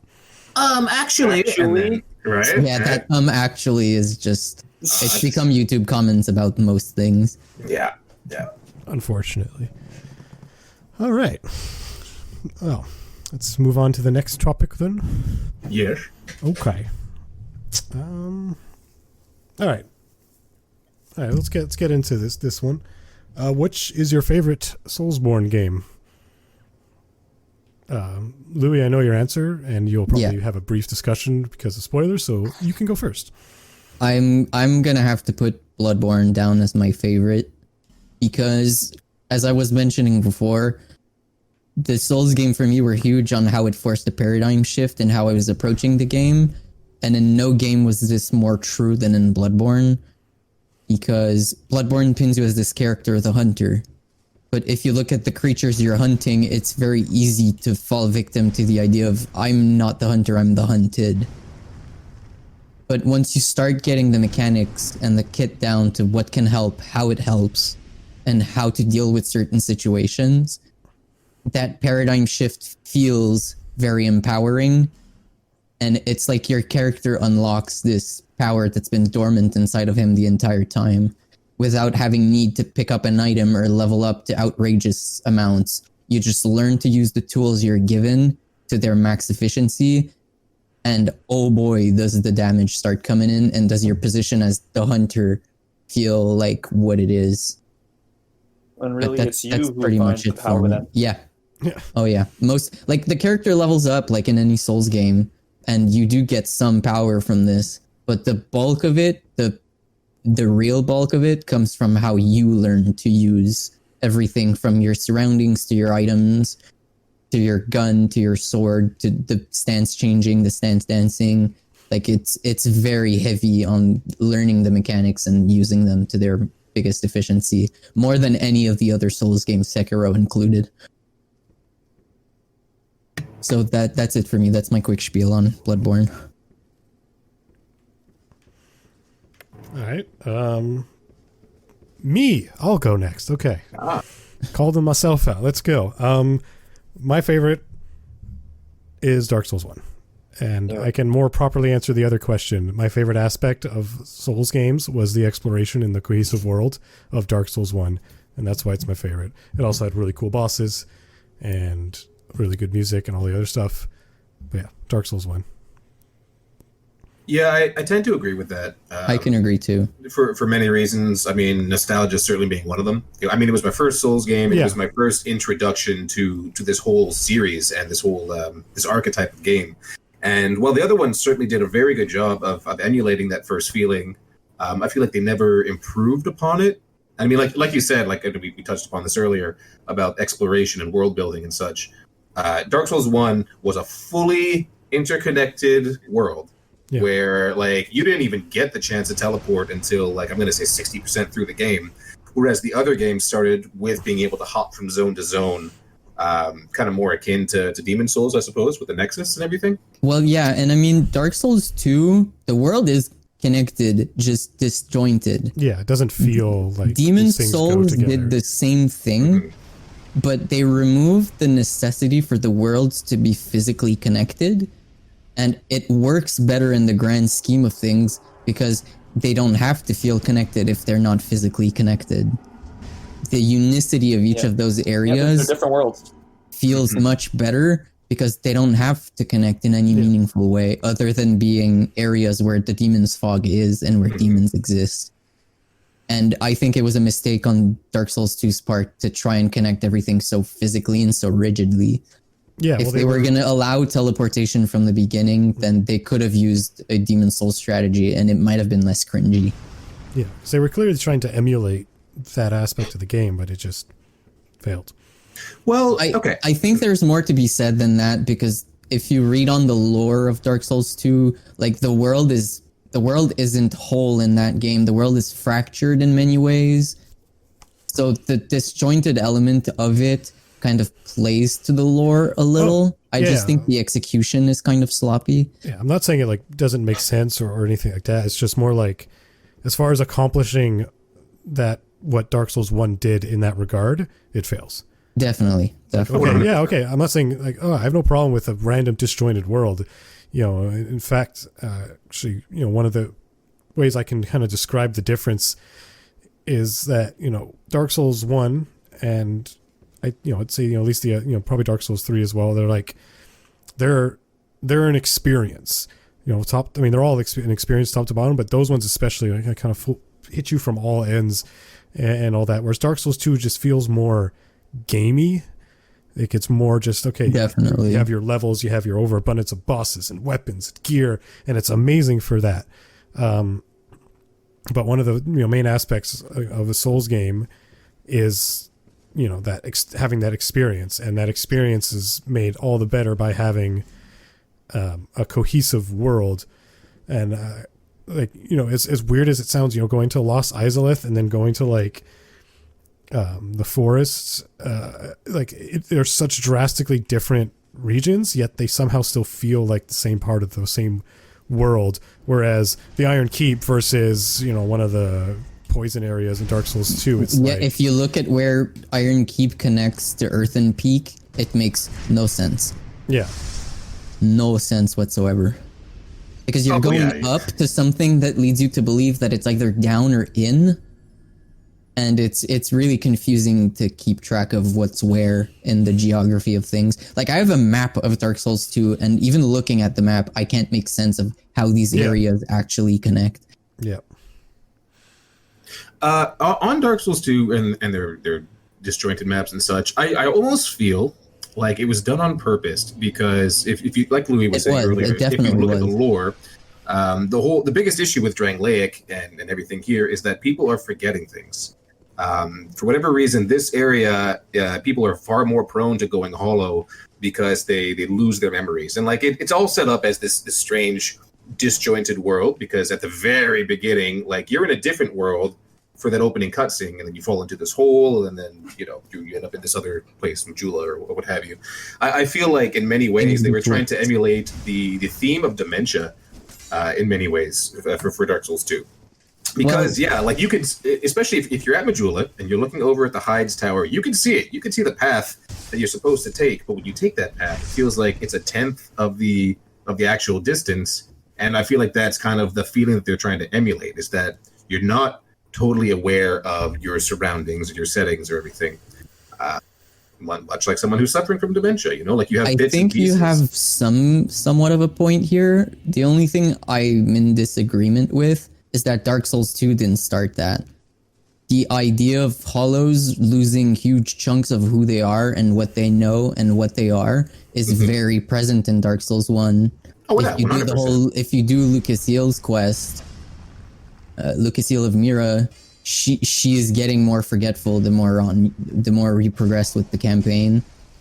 Even just the downtrodden guy that you meet in Firelink Shrine in the beginning, he doesn't seem to have all his wits about him, and by the time you've exhausted the conversation with him, the only thing he does is laugh maniacally. Yeah, 100%. And I think that's something that was very powerful in the whole of the Dark Souls franchise, where the whole theme of hollowing feels very real to someone who's hitting a wall and just keeps going on and on and on and on, to the point where you forget why you're even doing this. That's what I read about online. Someone had a theory that the hollows are the people who've given up on the game. It's every player who's completely stopped. They've left their player behind. They've abandoned the game. They've abandoned hope, and they become the hollowed. I remember, because I was engaging so little in the PvP and the multiplayer aspects of the game, I remember spending a week in the Painted World just farming the souvenirs of Reprisal. And by the end of that process, I very much felt like I'd hollowed up. I was dead inside. There was nothing there. It took 2 or 3 bosses before I got that little tickle of actually doing things that aren't just repetition to kick back. It took a bit of time because I'd kind of numbed myself to everything, really. Because to engage in something like this, you have to be a little crazy inside. You have to be a little hollow. Yeah. But yeah, Dark Souls 2 was a bit of a different beast. Definitely something that I feel was released more to keep people salivating about what's to come, more than anything else, really. They were testing ideas, testing mechanics. Well, I think it was also a B team that did it. It was never. It was A lot of it felt like leftovers that didn't make it to Dark Souls 1. Yeah. Reheated material. It could have very well been just that, actually. That they had like ideas that didn't make it into Dark Souls 1, and they wanted to see if it would work or try it out, and they got the reception that taught it how to move forward to Dark Souls 3. But which also had Miyazaki on it. But also, Dark Souls 3 is I would say my favorite. But that's also partially because I never finished Dark Souls 1, so I can't really pick that. Shame. And I know. Let it come. But Dark Souls 3 was the only one. Even I did play Dark Souls 2. I did play Demon Souls. I did play Sekiro. But Dark Souls 3 is like one of the only ones that I really like explored every. You're forgetting hidden doors, Jacob. Am I? It's been a while. Yeah. I don't even remember what's what anymore. It's with Scholar. Go back where you were and mash on the walls. But yeah, I think Dark Souls 3 has a world that. I mean, they all have worlds that are interesting, but I think 3 happened to captivate me more, and I really did love the bosses and like how exotic some of the places really felt. In Dark Souls 3, some places really felt that. You know where you fight Yorn? Yes. Yes, the Profane Capital. Profane Capital was definitely nice. That felt surreal. Like the atmosphere of some of those levels felt really incredible. That place and Lost Isolith. Is it Lost Isolith, the place with the moonlight? The irony of everybody giving praise to Lost Isolith is that it's an incomplete part of the game. That level is, even by the developers' admittance, not completed. It's pretty though. It's gorgeous. Pretty. Incomplete, that's but gorgeous. And the boss, that's the boss. Pontiff Sullivan is the boss there, right? No, you're thinking of the Boreal Valley. Oh, damn. Lost Isolith is before the Chaos Witch. Yeah, that's in Dark Souls. Well, that's in Dark Souls 1. Lost Isolith is in Dark Souls 1. Oh, I was okay. You're thinking of Irithyll of the Boreal Valley. Yes, sorry. That beautiful winter landscape. Yeah, that's the place I was talking about. Because that area is gorgeous. The words, they're all messed up in my head, but yeah, that place was beautiful. Because Dark Souls 1, like I said, I didn't play that much, so I don't know all the places for sure. But yeah, the Boreal Valley, or the place you were just, I can't even remember already. I have the dementia from the Hollow dementia. Yeah, exactly.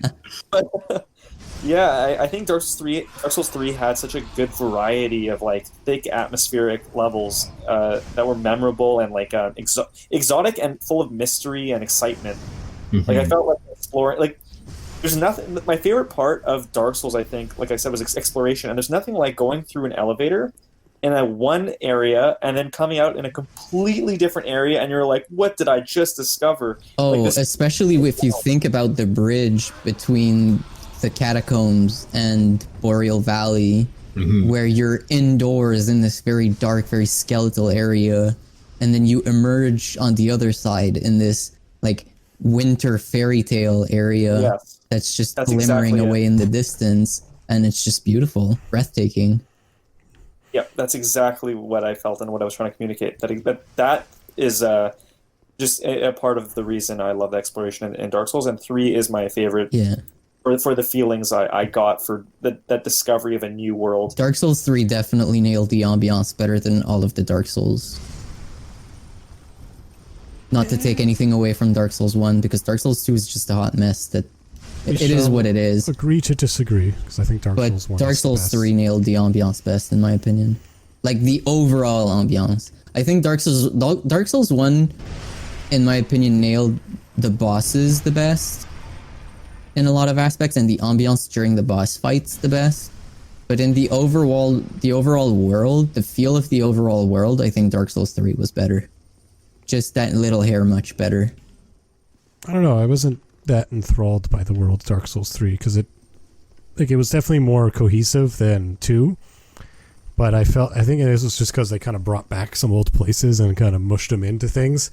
It does feel very repetitious. It kind of breaks my immersion a bit in being in this like new world and exploring. And I also felt some of the locations, while they looked really nice and had some cool stuff, I felt, and it's weird, it's cool that we have completely different views on this, but I felt like, if anything, exploration in 3 was one of its weaker aspects. I felt like there wasn't as many really random paths to find or random loot to find.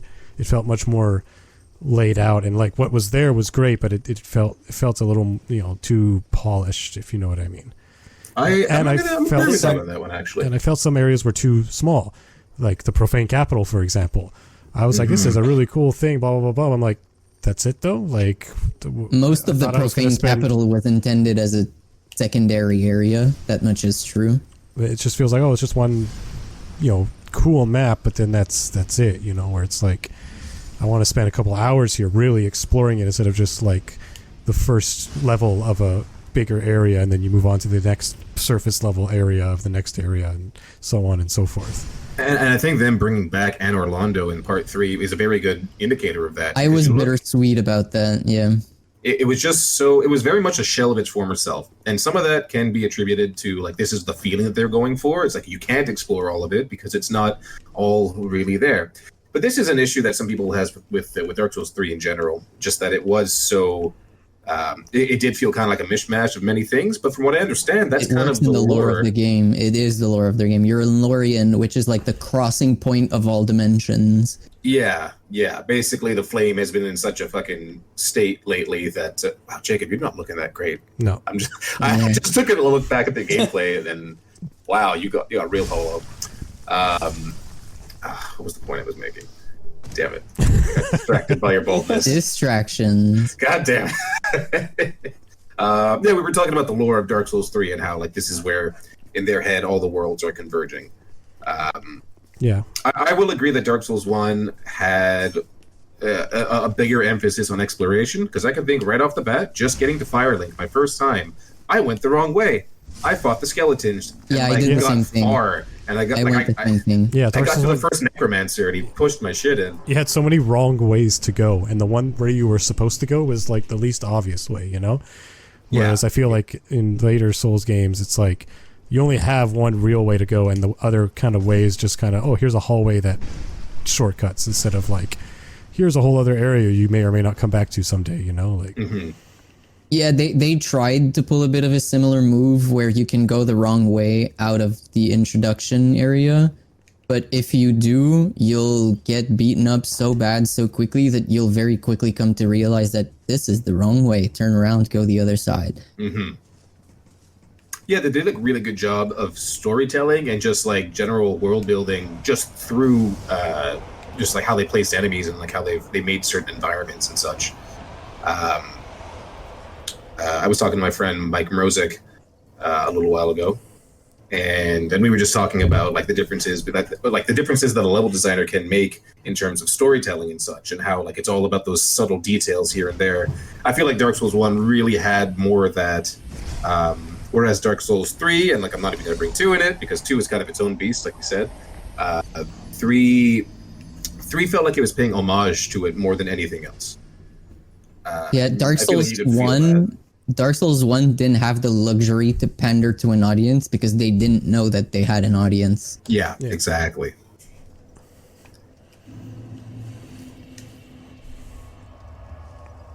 Yeah, I mean, I agree, and like I said, like there's a lot of good stuff, like especially the DLC. I think that Dark Souls 3 DLC did a really good job of making areas larger and more explorable, Mm-hmm. But yeah, no, I felt like that was one of the things while playing Dark Souls 3. One of the few things where I was like, this is kind of, leaving me, less than satisfied. Boss battles. But how much of this do you think could be a factor of the fact that at that point you had already played Dark Souls 1 and 2 so much that it would have been hard for a game to take you by surprise and make you feel like it was still as good as your first impression of what was your first experience with the Souls-like genre? Yeah, I mean that's why 1 will always be my favorite, but I think it's more than just that. I just think like from a design perspective, it was a little less daring with its level design compared to Dark Souls 1. Yeah, I agree. And Louis also got a point. Like, certainly we get a different feeling from these games because we've had such an experience with Dark Souls 1. And, like, nostalgia, I'm going to say, it's the most powerful emotion, I guess. Nostalgia dictates 95% of how much I appreciate things. I'm someone who likes my past. I think I've had good games, and I like to use them as points of reference. So I fuel most of what I do on nostalgia. So for sure, playing something like Dark Souls 3 was very nostalgic of Dark Souls 1. But I think it did enough new things and enough good things to separate itself from Dark Souls 1. Just enough to be an experience in and of itself. Which something that Dark Souls 2 completely failed to do. Man, we're bashing Dark Souls 2 today. I love it. It's what I'm playing for the stream too. Like, Not go a figure. bad game, but Dark Souls 2 is a good game. Dark Souls 2 had the most choice, the most relevant choice in terms of armor and weapon choice. Yeah. By far. It had the most liberty and the most flexibility. I feel like in Dark Souls 1, there's a handful of weapons that are like go-tos. Yeah. Uchi, Estok, Quailang Knight Fury Greatsword, Quailang, so exactly. Quailang Fury Sword, you put yourself with 10 humanity and you're just a beast. Just a beast. Because it's not even fire damage, it's chaos fire damage. So you get I think you go around part of the resistance or some nonsense like that. Well, that and it scales if you have higher humanity. So it's one of those stats that can increase without you having to level up, which certainly made it a favorite for a lot of the low-level PvP invaders. Yeah, and low-level builds in general. Yeah, exactly. Did you just like pop 10 humanities and like, okay, well, this weapon's about as strong as it can get. My stats all aside. Yeah, especially if you start considering things like Uchi Katana is definitely really strong, but there's only so much dex you can pump into a character before you start hitting diminishing returns. Yeah.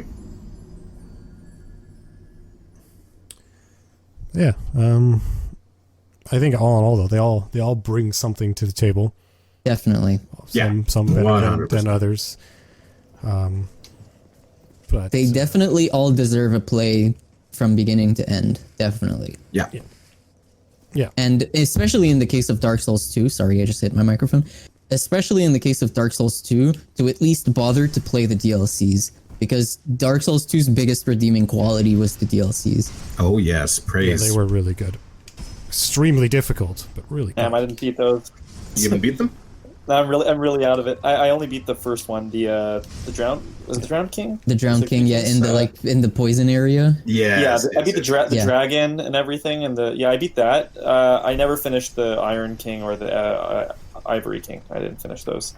Ivory King was very interesting because of some of the elements that it brought to the table, like recruiting the knights for the final fight. Yeah, that was neat. The whole idea of going through the same area more than once, just because the ice melted, so you had chests that you had unlocked, you had doors that had unlocked, you had just a bunch of new space to explore in an area that you had already gone through multiple times. So it gave an interesting take on level design because they had to design something that could be played multiple times without feeling too easy or too redundant. Yeah. That's pretty And cool. it was definitely their biggest redeeming quality for Dark Souls 2, the DLCs. Mm-hmm. Oh yeah, I forgot these fuckers are here now. Yeah, and you forgot another hidden door. Is that a Flexile Sentry? Yes, it is. Yeah, it is. Oh yeah, I forgot about this. Just before the Sinner fight. Yeah, it used to be those big, I'm not really quite sure what to call them. They had a tail and like they were jacked to shit and they used to push mine in.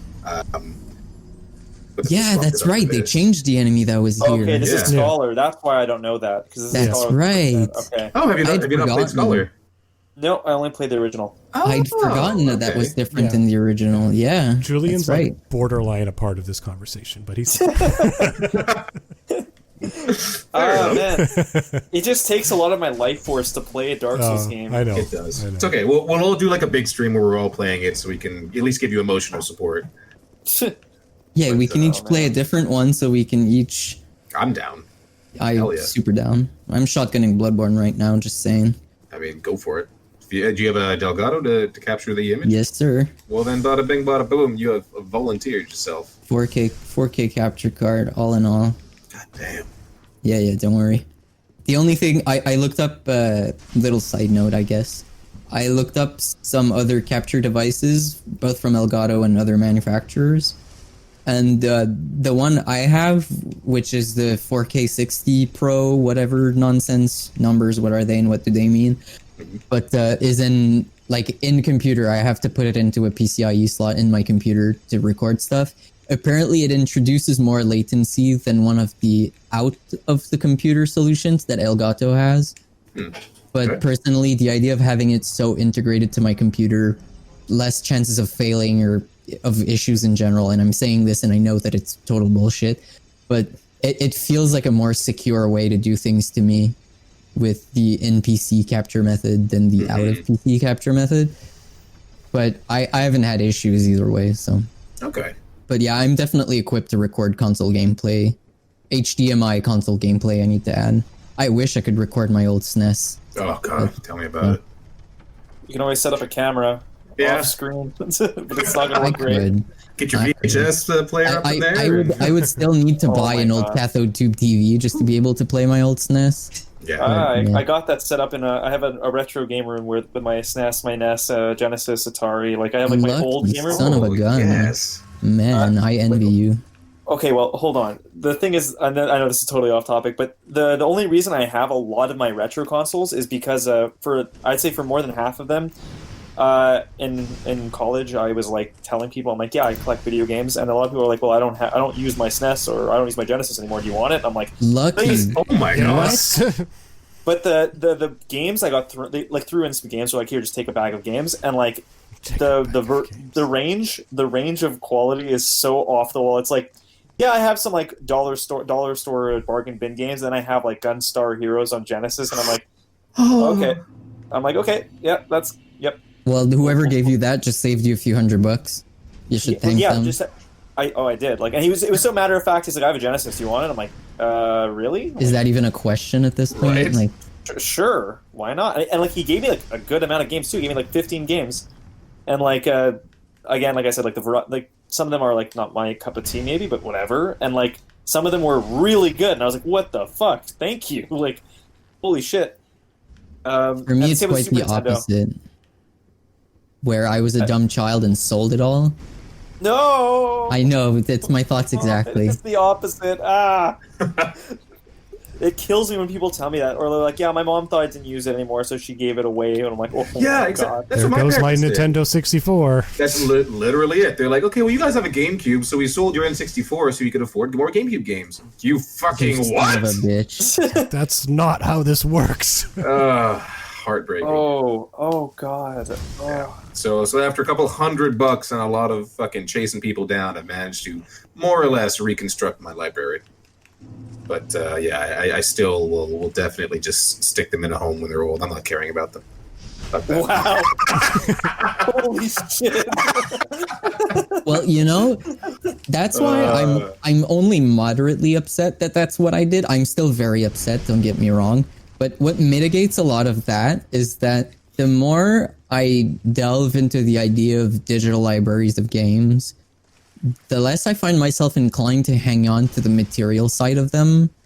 I care more for these games as the experience they were than for the actual physical cartridges that I own or the actual physical console that I own. Like, I still have my SNES and I still display it proudly. Like, that's not what I'm trying to say.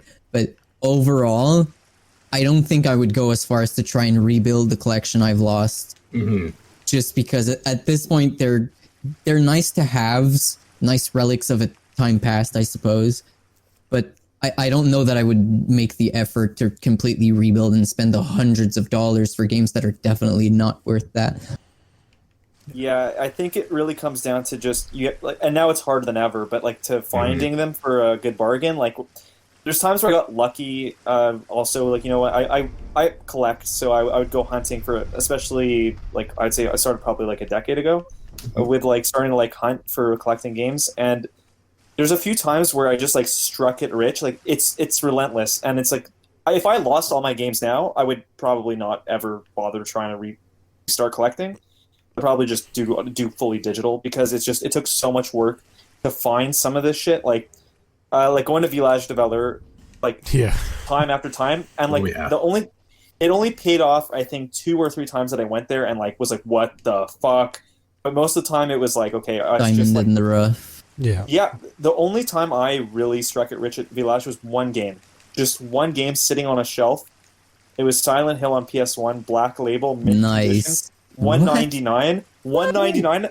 I was like, oh god. Oh my god. I'm like, I it's must be probably not dreaming. gonna I'm work. about to wake up. Yeah. Like, It's like, I thought it would fuck either be empty or it would malfunction or scratch something. to all hell. Yeah, no, perfect. Perfect condition. Wow. But that's the only time I ever got that lucky. Every other time it was always either good games I already have, or just like NHL and NBA and stuff like that. Yeah. It takes a lot of going back and forth to finally find like. It sucks because a while ago they used to have like countless consoles. I'd walk in there and I'd find like PS1s and N64s. I'm like, well, I already have, so whatever. But now I'm like, wait, if I found like an N64 for $12.99 again, I'd probably just stockpile them and give them out to friends or sell them or something. Yeah. 'Cause Yeah, I'm lucky I still have an N64 because it was literally just given to me by a friend of mine that's just like, hey, I found this lying around somewhere. You want it? Like, fuck yeah. Yeah. Yeah. why the hell not, man? Yeah. Nintendo If you're 64. just gonna give it away, I'm not gonna say no. What do you think? Who do I look like here? Well, that's actually kind of how I got mine. Was a friend called me. He's like, "Hey, I'm at Village de Valeur. They have an N64 for $12.99. Do you want it?" I'm like, "Please, right now, buy it. Yes, I'll pay you back immediately." Yeah, exactly. Yeah. Yeah, that's it. All right. Let's take a little swing back to Dark Souls. Oh right, yeah. Right, that is what we were here to discuss. I got Jumping a a bit, few no a few problem. more questions. We are near the end of what I have prepared, but the next it's like a kind of a two-part question, but they kind of go together. So first part is, given how difficulty in a game is often something that keeps more casual people away, why and how do you think the Souls series succeeded when honestly it had no right to? And are you surprised not just that it succeeded, but that it literally created its own genre? Julian, you go first. Sure. Well, I feel like my answer to this is probably more of a paradox. It's like, of course, on one hand, of course it succeeded. It capitalized on a market that no other game really tried to capitalize on. But at the same time, it doesn't make sense to me. Even to this day, like, it still feels so goddamn niche to have a game that's this, like, challenging and this, like, it pushes you so far to be able to beat anything.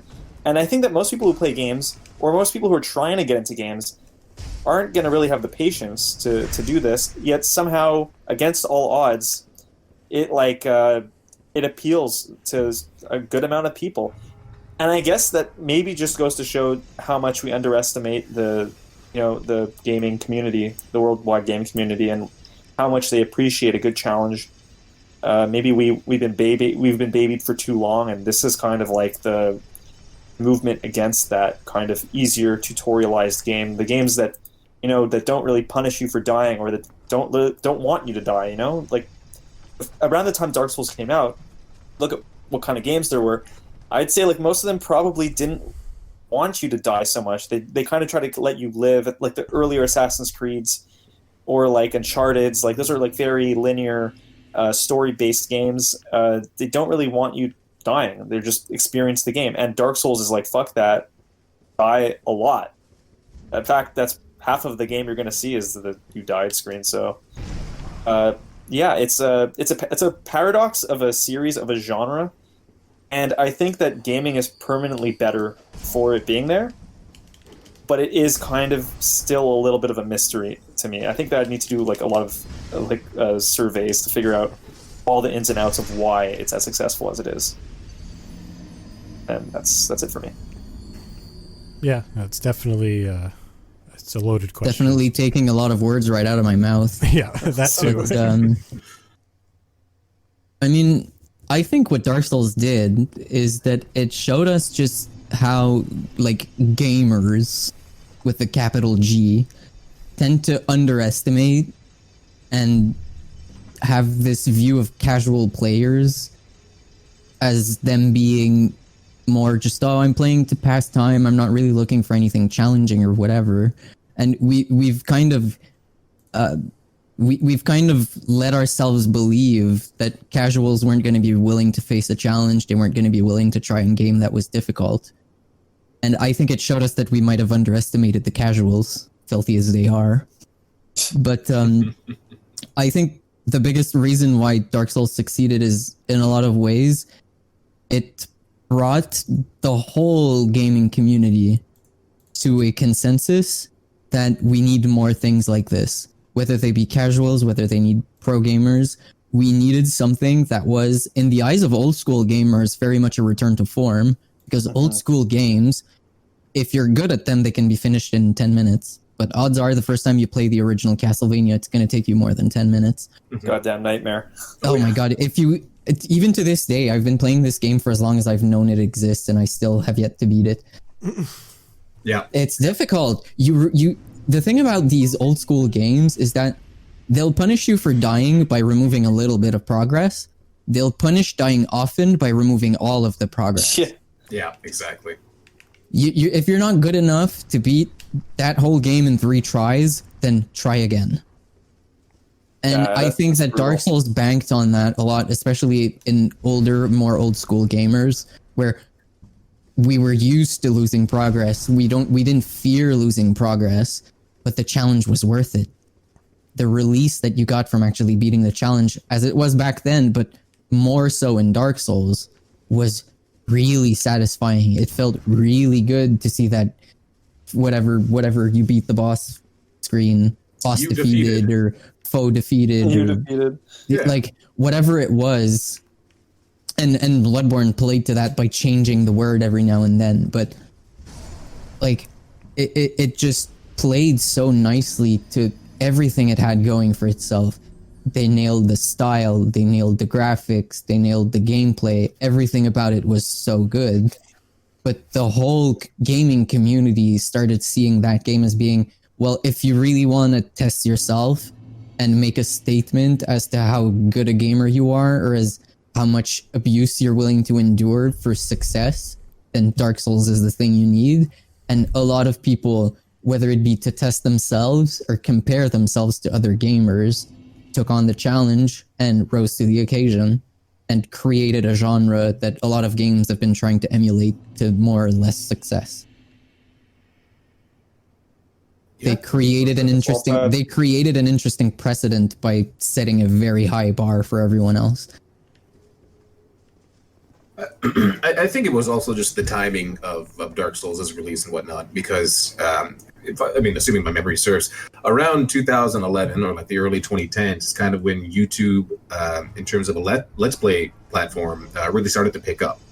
And I feel that by having all these notable YouTubers that kind of play this game and almost send the challenge out to the rest of their audience, it certainly did a lot to bring people in.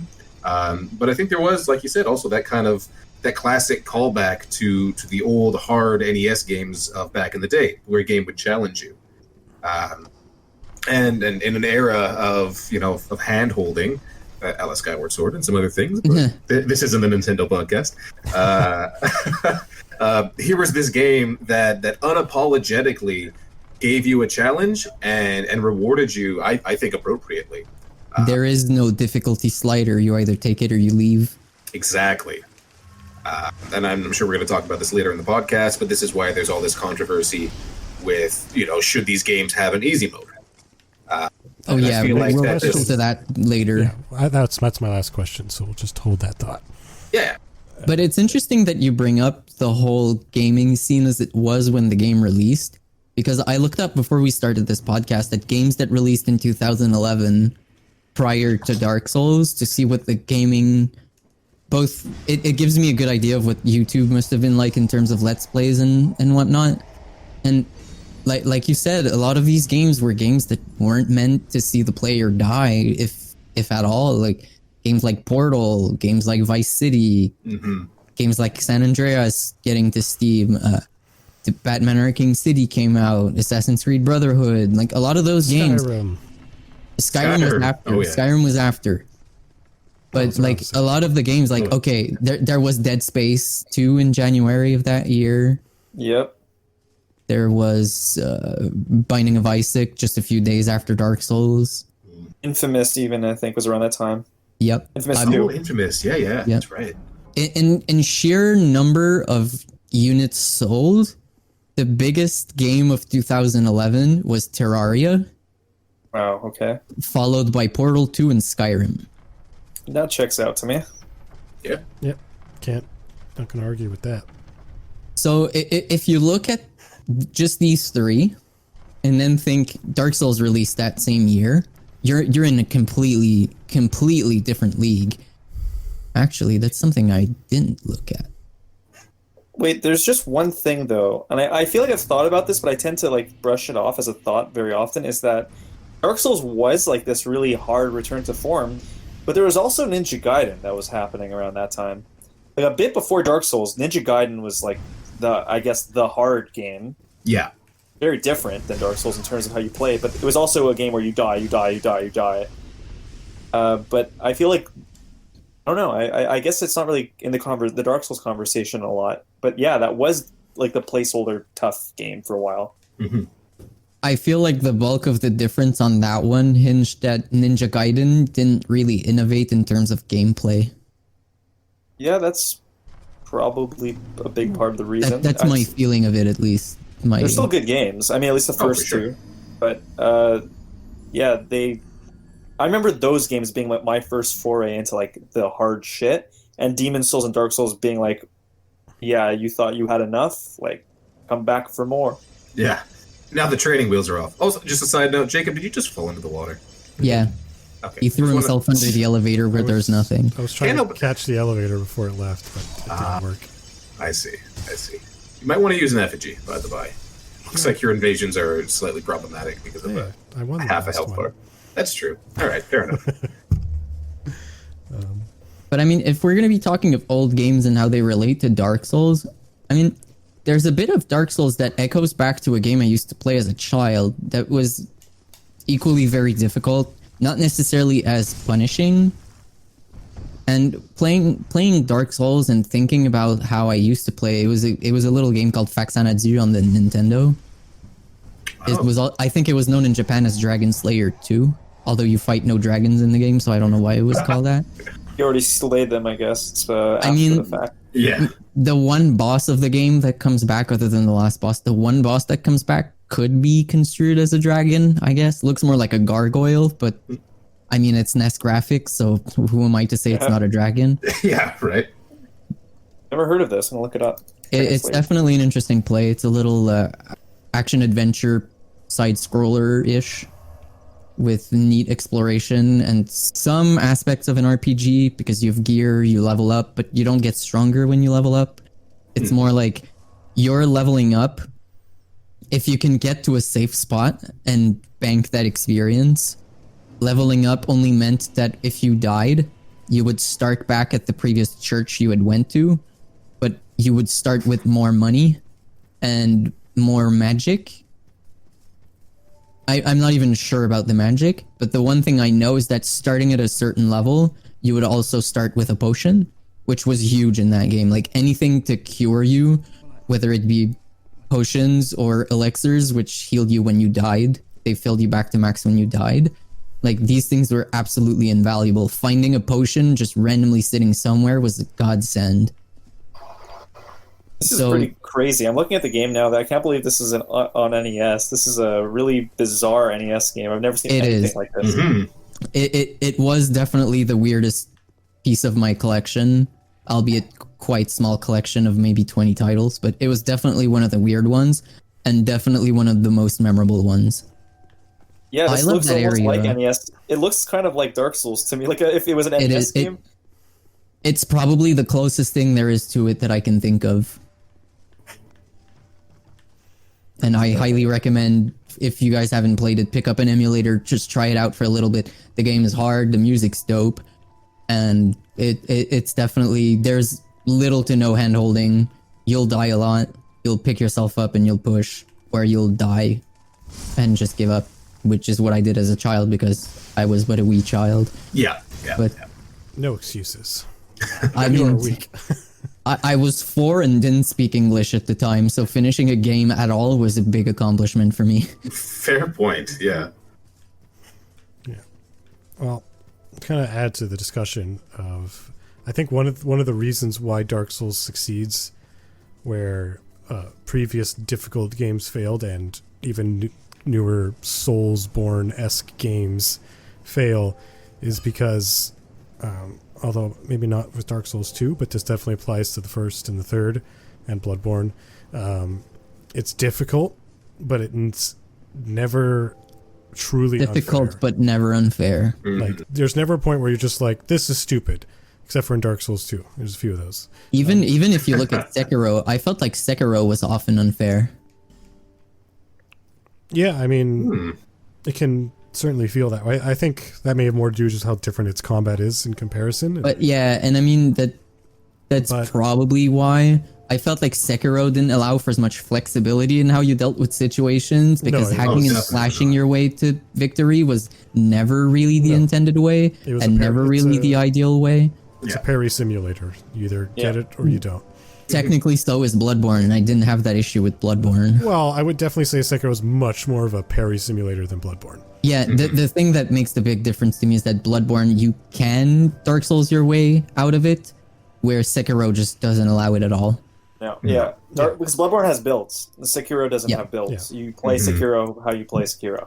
Yeah, there's very very obvious choices in terms, and that's probably one of the weak suits of Sekiro, where you were very strongly encouraged to take some of the upgrades, like the Mariki or Makiri counter. I never remember the one where you can Oh, parry thrust yeah. attacks. Yeah, when you But dash if you towards them, don't, you're gonna get your ass handed to you. It's Oh, just it makes everything. If you don't take the proper counters to everything, it makes everything just take longer.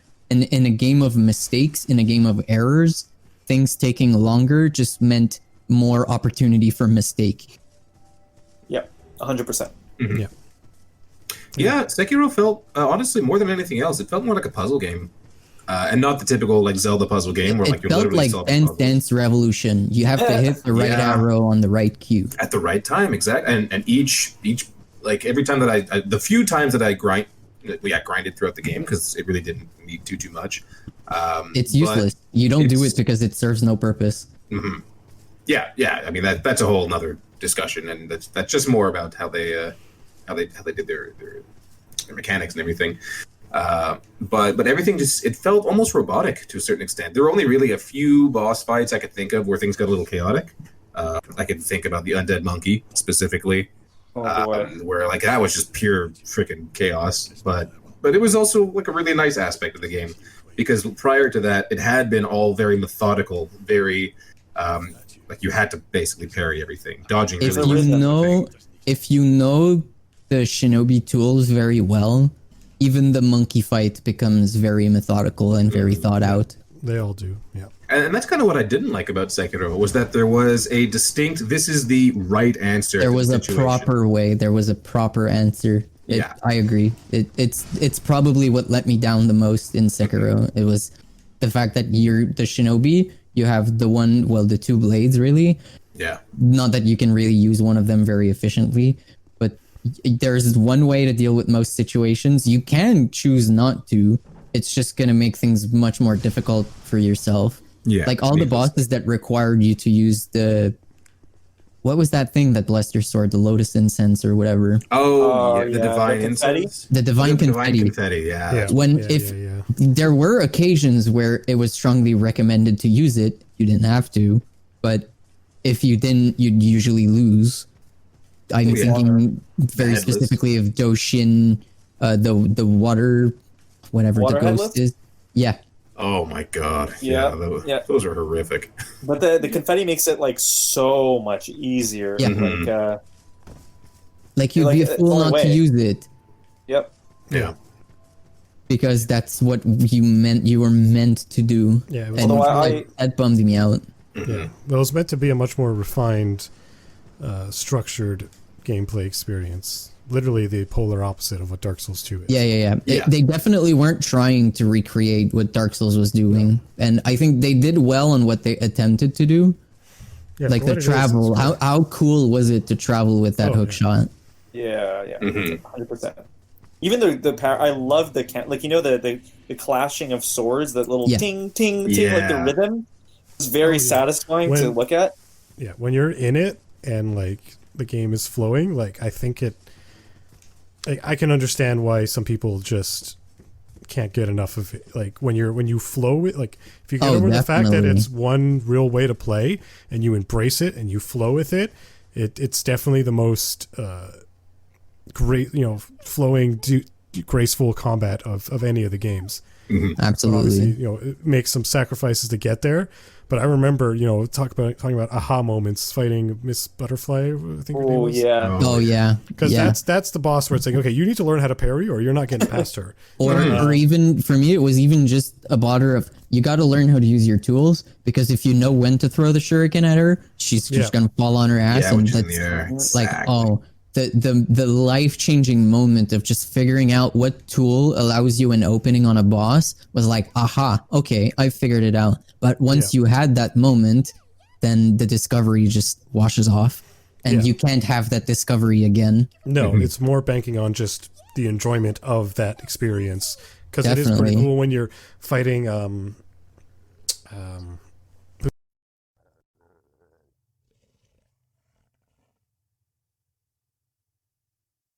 Genichiro? Yeah, fighting Genichiro, if you get all the parries, it feels like you're watching a shinobi movie where there's just this wicked swordplay. And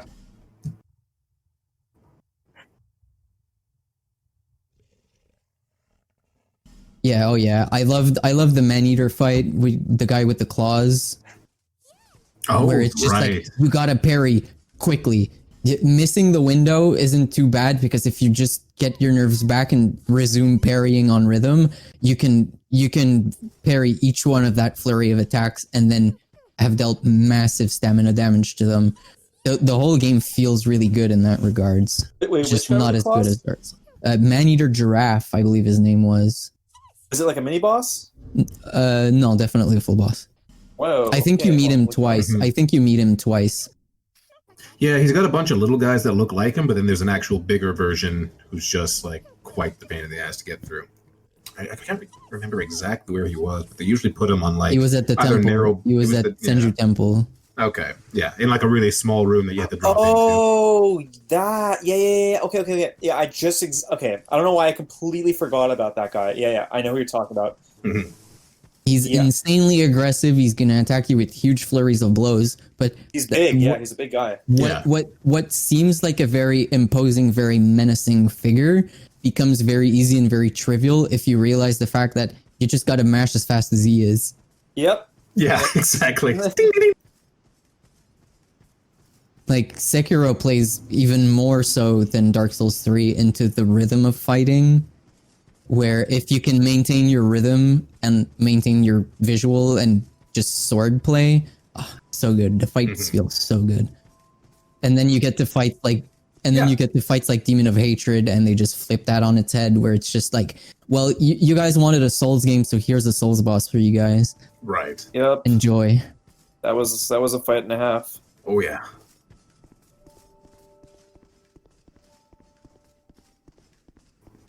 I poked it. Yeah.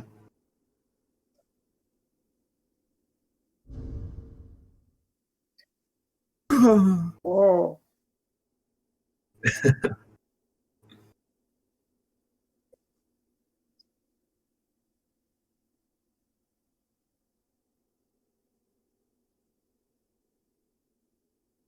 I wouldn't be disappointed if Elden Ring came with one, but I still think that easy mode for Dark Souls misses the point. Because if you're thinking about why easy modes exist in most video games, it's so that even casual at least in my opinion, I think easy mode exists so that even more casual gamers can play the game and get to the end and experience the story. Where Dark Souls, the story isn't even put in your face regardless of what difficulty you're playing. And I feel like if you want the whole story and you want to get to the end of the story, you'll have to do the grind and you'll have to break your head against the wall, because otherwise you might not fully appreciate what it means to be hollowed in the world of Dark Souls. You might not fully appreciate the reward of having your questions answered, even if it's just in part. You won't feel that rush of having your questions answered if you didn't struggle to get that answer. Same here. I think that there's two reasons why people don't want easy mode in Dark Souls. I think there's the one that's like, oh, it's not, you didn't get the, like, there are people saying like you're just not good enough. You have to get good, or else you're not. That whole get good meme is just. There's a bit of a negative gatekeeping light to saying stuff like that, like saying like, oh man, if you're not good enough, then you don't deserve it. But it's not so much that. It's the problem is, I agree with you, Louis, that it really is, it is core to the experience of what Dark Souls is and its identity. That the difficulty is the game. And the problem isn't so much that I'm going to feel tempted to go on easy mode, because I've already played it, you guys have all played it, you're not going to want to play on easy mode, because you're not going to feel like it's the authentic experience. Mm-hmm. The problem isn't even with people who are really bad at games that want to get to the end. The problem is for people who would appreciate the game at its highest difficulty, but will feel too tempted at their first try to see that easy mode, and say, well, maybe I'm just not good enough, I'll try it on easy. And they'll have missed that entire possible opportunity. People who could have beaten it and could have enjoyed it, but by just seeing that option, it robs them of the possibility of overcoming it themselves. I feel like Dark Souls already does enough in terms of giving you a safety cushion in summoning other players, other more experienced, maybe more talented gamers to help you, in that you don't need an easy mode. It's already pretty, I don't want to call it unnecessary, because then again we fall into the whole debate of, is this gatekeeping, or am I just trying to preserve the feel of the game for the people who want to play it? But I feel like if someone wants to more casually approach Demon Souls, then the option is there. You just gotta be willing to be taken on a tour of the game by other more experienced gamers, or more proficient gamers rather. Yeah, they could show you the ropes. Like, it's tough, because I'm sure there's an audience of people who can't, like, or not willing to get good enough no matter what. Like, there's people like who aren't like us, people who don't play games as much but are very curious and want to see the world. And I feel bad to rob them of that, but I feel like it's controversial because the difficulty is so ingrained. This isn't like most games. This isn't like difficulty is detached from the experience. Like, the challenge and experience here are intertwined in a way that most games aren't. So it's hard. It's like, obviously I want the most amount of people to enjoy the most amount of games. That's what I'd love, but it's very hard to accept it for this game. Yeah, I feel like it would be both a good and a terrible thing business-wise to include an easy mode. I feel like people wouldn't have played the games, like, because the world itself, it's a great world. The characters are great. The lore is amazing, but if it didn't initially have that like terrible difficulty spike to get over, I don't know that I would have continued playing, frankly. I feel like the world itself, it's not enough by itself without that thing in the background that says this is a really hard game. If you can do this, success. You're a real gamer. I also understand that by not having an easy mode, like Julian was saying, there is that risk of alienating newer, more casual gamers and such. But at the same time, yeah, you are kind of robbing them of that experience. I wasn't an amazing Dark Souls player when I first started. I hated it because I was so garbage at it. But eventually, you learn to grow with the world, and you grow into a better gamer, or at least someone who can kind of focus a little bit more. And yeah, like Louis was saying, there are already, to an extent, some easy modes. Even if there aren't other players you could summon, the game already includes NPC summons, who are really just like health pools that barely do much in terms of damage. Yeah, and Dark Souls 2 pushed it even further. Dark Souls 2 pushed it even further, where continuously dying in an area would start to see the monsters despawn. Exactly. So that you can hope to reach to the end of a section and fight the boss without too much issue. Mm-hmm. I can still remember very clearly, by the time I beat Sir Alone, I had no enemies on my way to him. They were all dead from so many times of me dying, just trying to go back again and again and again until the end of time. Yeah. And even then, like, you brushed on the idea that you kind of grow better at the game. I've played all of the Dark Soulsborne collection so many hours by now, I must be in the tens of thousands, but I still don't consider myself to be really good at these games. I still brute force my way out of certain situations more often than I care to admit, probably just skating off the fact that I have these prior experiences of those games, but I still don't consider myself to be elite pro level gamers, but I've worked that muscle of resilience enough and of determination enough to say that, okay, this is posing a bit of a challenge. I'm going to sit down, make myself a cup of coffee, and we're going to see it through. Where a lot of gamers would be, a lot of gamers would be robbed of a nice way into personal growth if we made those challenges very easy for them. And there's a lot of parallels that can be made about a lot of things in life that is just, there is no easy way to learn some of the things that there is to learn in life. Sometimes you have to just keep trying keep faking it until you make it, kind of thing. Yep. I think it's a great. At the end of the day, that's what it boils down to. It's like it's a good life lesson, and like it's about overcoming hardship. It boils down to that. It's just as simple as something really hard, just like in real life. You constantly face adversity, and eventually, whether sooner or later, you're going to encounter something that seems insurmountable in your life. It's like it's just that's what life is about. It's about challenging you, and this game is like just boiling it down to like, see, look at this impossible challenge. Look how hard it is. Can you do it? And you can. The thing is, almost everyone at least has it in them to do it. You just really need to focus everything you have on it. And even though it is a game, that allegory is present. And like I was talking about before, like even depression is something you can overcome. And this game kind of, for some people at least, showed them how they have the power to overcome that. Yeah, I mean, that game was certainly no stranger to my own ability to overcome depression, in that it gave me a lot of tools, a lot of confidence in my ability to sit down and tackle the problem head on, even if I didn't always have new or better or novel solutions to a problem I was facing. At least I knew that if I tried hard enough for long enough, things would work out. Good things awesome. Come to those who wait. And that was part of the lesson that I had to learn, and that game was definitely a good teacher in that sense.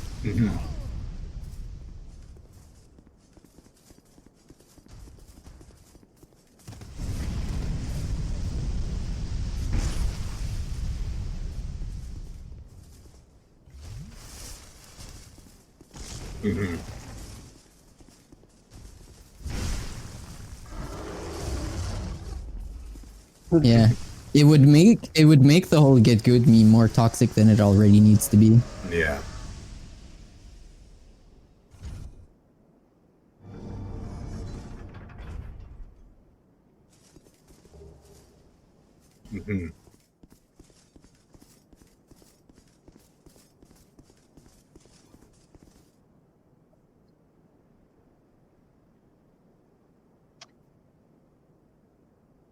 Yeah.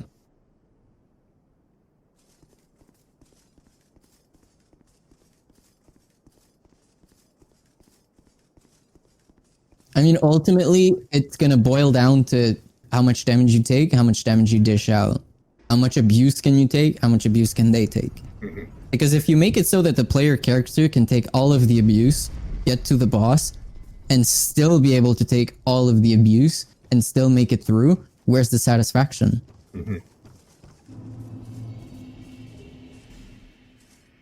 Plus, I mean, let's be real. You know, FromSoft has been doing difficulty since day one, or like difficulty levels. There's new game plus. If you've played their original game, if you've played their original game on PlayStation, you would see just how King's something Field? I don't remember. King's Field, yeah. That game is ridiculous. That game is ridiculous. It's so difficult. It's first person too, which is like, oh yeah. And there's like some secret key combinations that you can press with some weapons that are going to get you special moves, but the game doesn't tell you, and that's kind of cheap. Dark Souls tells you everything you need to know. It just doesn't tell you always when to use it or where you can use it. Or to your face. Yeah. At least it tells you. And with the whole system of people being able to leave notes that are sometimes trolls, sometimes not, like you get a sense that like you can figure out how to deal with situations if you just look for the answers or you just try stuff. But I lost the point of where I was going with this. Difficulty sliders, right? Yeah, and I mean, reducing the damage you take or increasing the damage you dish out, or a vague combination of both, it does nothing to alleviate any of the gates that actually exist in the Souls game because it just bypasses the gate altogether. It doesn't allow you the full experience of the game because that's the experience of the game. Mm-hmm.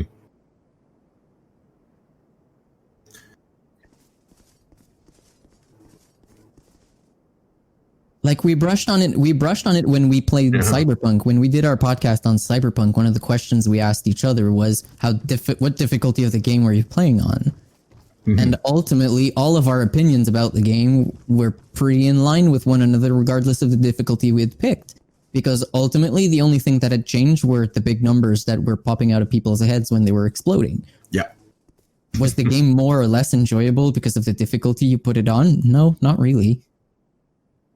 More challenging, maybe at times, but more rewarding for it? Not really. Mm-hmm. If anything, there's more reward to playing something like Dark Souls and then taking it to New Game Plus and New Game Plus Plus and then all the way up to New Game Plus 7, which is something I did on Bloodborne. Do not recommend. But it's doable. It's doable. I made it. I beat the game at New Game Plus 7. Like, it because you get to a point where the difficulty of the game is not the numbers. It becomes a game of mistakes. And a game of mistakes, if you know how to play it well, you'll avoid the mistakes. So the health tanks being bigger and your relative damage output compared to those like health pools being smaller doesn't really slow you down because you don't fall for the obvious baits, or you don't fall for that enemy that's hidden behind something and ooh, shiny, and then you pick it up and you die because he was in your back kind of thing. You don't fall for those when you get to New Game Plus 7. But the difficulty is still very, like, the difficulty increase makes it only more rewarding.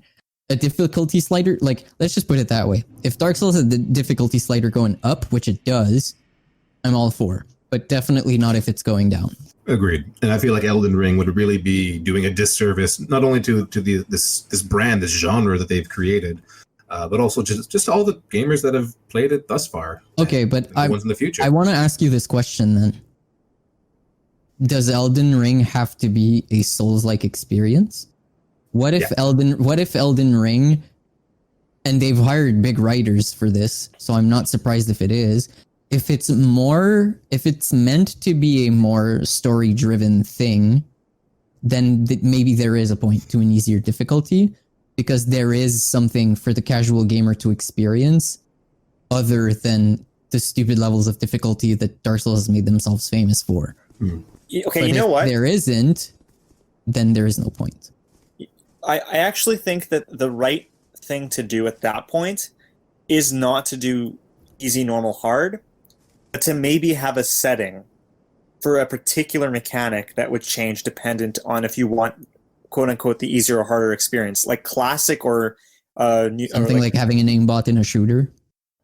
Well, something a little less overt, like something like, for example, losing your money when you die. For example, like having only one thing that's like that you can modify, like losing half your health bar when you die. Like some games break down difficulty into multiple tiers, and I think that would be the best way to approach it. Because I think if they just fully put easy, I think it would be more controversial and more chaotic. I think just being like, oh, okay, this mechanic is off or something, like Fire Emblem's permadeath on your character. Funny you mentioned that. I was about to bring exactly that up, because in the most recent Fire Emblem, they had something like that, where there was this what they call casual mode, and like they may have to rename it for if they are going to do this for Elden Ring. But yeah, where character death isn't permanent. The game can still be as easy or as difficult as you set their combat AI to, but you remove some of the remove the threat of permadeath. Exactly, and I could see them doing something like that. Once again, if they choose to go for a more story-driven approach with Elden Ring. And I mean, technically, like even older games like Diablo 2 did the same thing, where you could start a character in hardcore mode and then death was permanent. Yeah. Mm-hmm.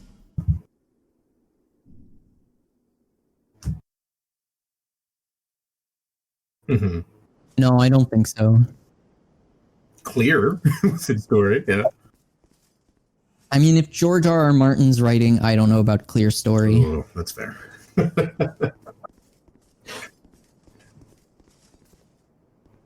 He probably assisted in building the codex. Yeah. Yeah. The entirety of it, I'm not sure. hmm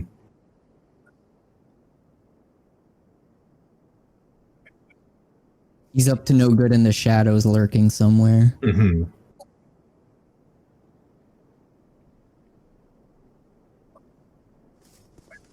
Or at least taken from the structure he laid down. Yeah. Yeah. Yeah, that would Well, make sense. Secure is any indication, there could be more narrative approach. Like you could have a fixed voice actor for the protagonist or something like that. But we'll have to wait and see. It's really like we really have bare bones information on this game, so it's really hard to Yeah, tell. I think that's one thing From Software is doing well in terms of managing hype around their games, where they give out only as much information as they're comfortable giving. Yeah. So as to control things like disasters, like what happened with Cyberpunk and with other games before, like No Man's Sky. Duke Nukem forever. Oh no. Hail to the king, indeed. Right.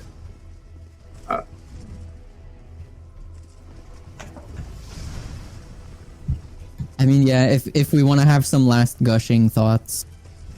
I guess this isn't so much of a question, just a general discussion topic. Who here, and I know at least Louis has read or watched Berserk, the anime? I've watched the movies, the Golden Age arc. Okay, I've watched see, the original cartoon. So- One of my anime. the cartoons. Okay, so obviously the two of you have. Jacob, I don't think you did, right? Okay, so I guess this is more of just more of a thing poking at the other two. Did you appreciate and see a lot of inspiration from Berserk in Dark Souls? And do you think that kind of helped it along, or is it just kind of like a throwaway thing? There was certainly a similarity in tone and imagery. But beyond that, I don't think, because I saw Berserk after playing the Souls, and I can understand where Miyazaki's saying that there's a huge influence of Berserk in Dark Souls. I can understand, I can see it. But if you were just presenting me Dark Souls and then Berserk without telling me that there's actually a link between the two, I might not readily see it from the get-go. Yeah, I didn't even put that together until you just mentioned it right now. I never would have thought. But I guess there is something about, when I think about Guts fighting like huge armies of people, and he's not like a super powered human being. He's just a guy. Just a little bit. Just a little super. Well, I mean, he's still an anime protagonist, so he's going to have some Of course. special. It's mandatory. But he's still supposed to be a human who's fighting. Well, at least in the Golden Age arc, he's just some guy fighting people. And I think that the overwhelming odds part, and even the medieval aesthetic, dark medieval aesthetic is something that I can see in Dark Souls a bit. But I still think that they have their own identities. Maybe because Berserk has a very overt story, and Dark Souls is still kind of mysterious and shrouded in mystery. And the fact that I think the most important part being Dark Souls, it's like you're showing up after the party. Berserk, you're watching the party. Yeah. And that could lead kind of into this next thing. Obviously, all the worlds of Dark Souls, all the Soulsborne in general, often put you in the place like you're just arriving like right after something horrific happened, or like a couple hundred years later, and it's basically just the remnants of society.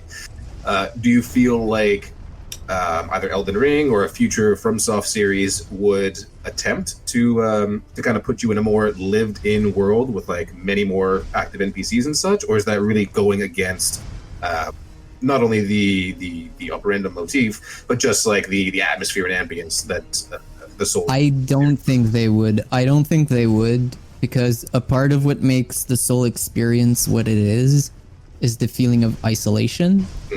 It's something that you'll see a lot in horror games very specifically, but in a lot of games that are meant to be darker and grittier, the feeling of loneliness is often something that they're going to bank on, because what happens when you have a world that's rich in characters is that you then have to answer the question of, why is my character the one that can do this? Why is my character the one who's going after the big bad guy? Mhm. But in a world like Dark Souls, most of the people you meet are hollowed or on their way to being hollowed, and they've given up. The only reason your character is even doing what he's doing is just because he's not there yet. The fact that you succeed at the end is just because it's a video game. Mhm.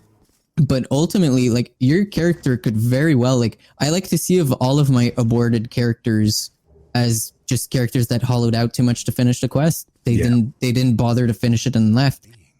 But in a very lived in world, which is something that I think is a flaw of most MMORPGs, and in a big lived in world with a lot of beings, there's not really a justification that makes sense as to why your character, other than like plot armor, as to why your character is the one that finally makes it to the end and defeats the big bad.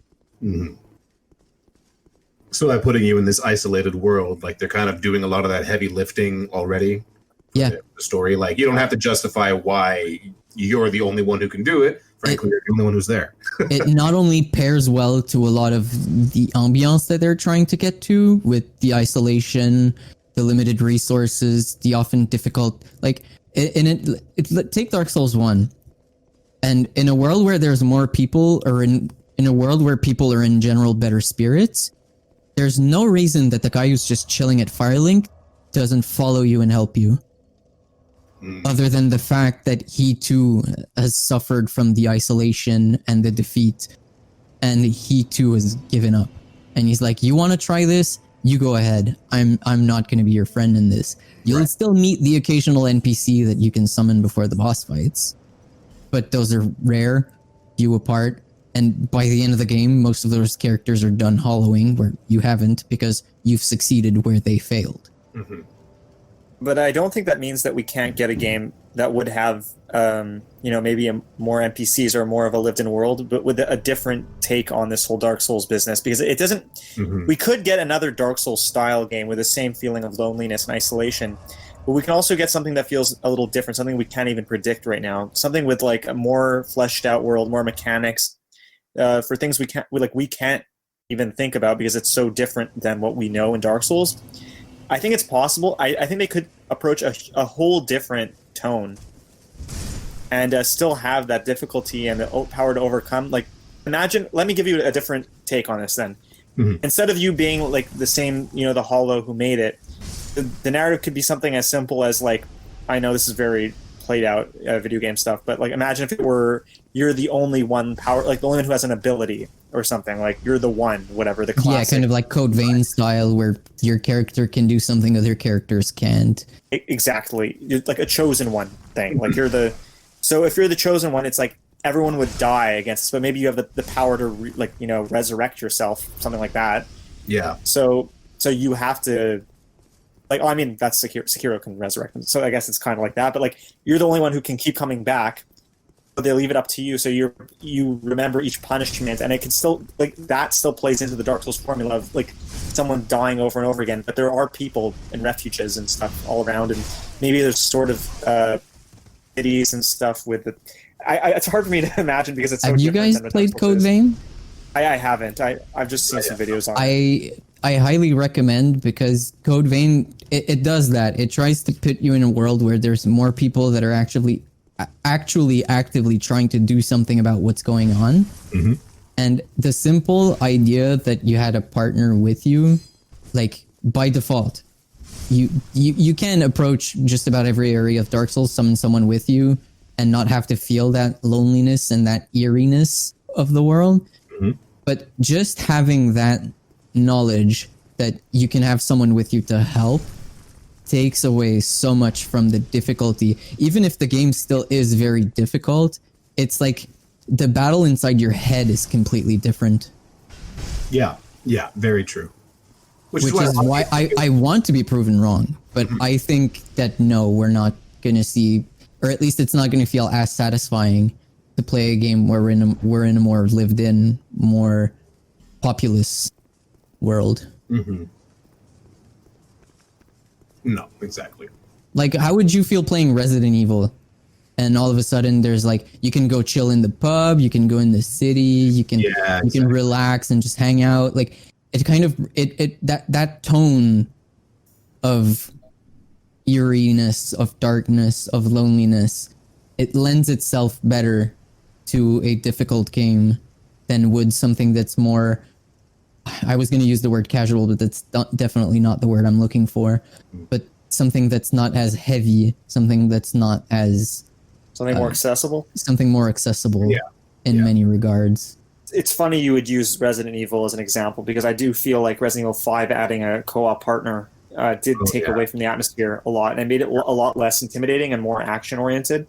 Despite Resident Evil 4 being, more action oriented for Resident Evil, 5, the idea of having a partner who has your back makes you less nervous about what's behind you, because there's someone there to because you've got someone protecting your back. Yeah.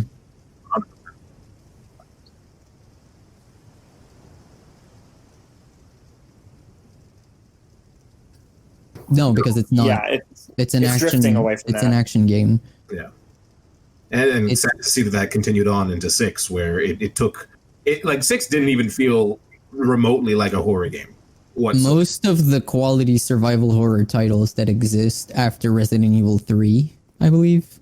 I'm not very, very knowledgeable about the whole I've had a whole class on survival horror, but I'm not very knowledgeable with the games themselves because it's not a style that I personally enjoy.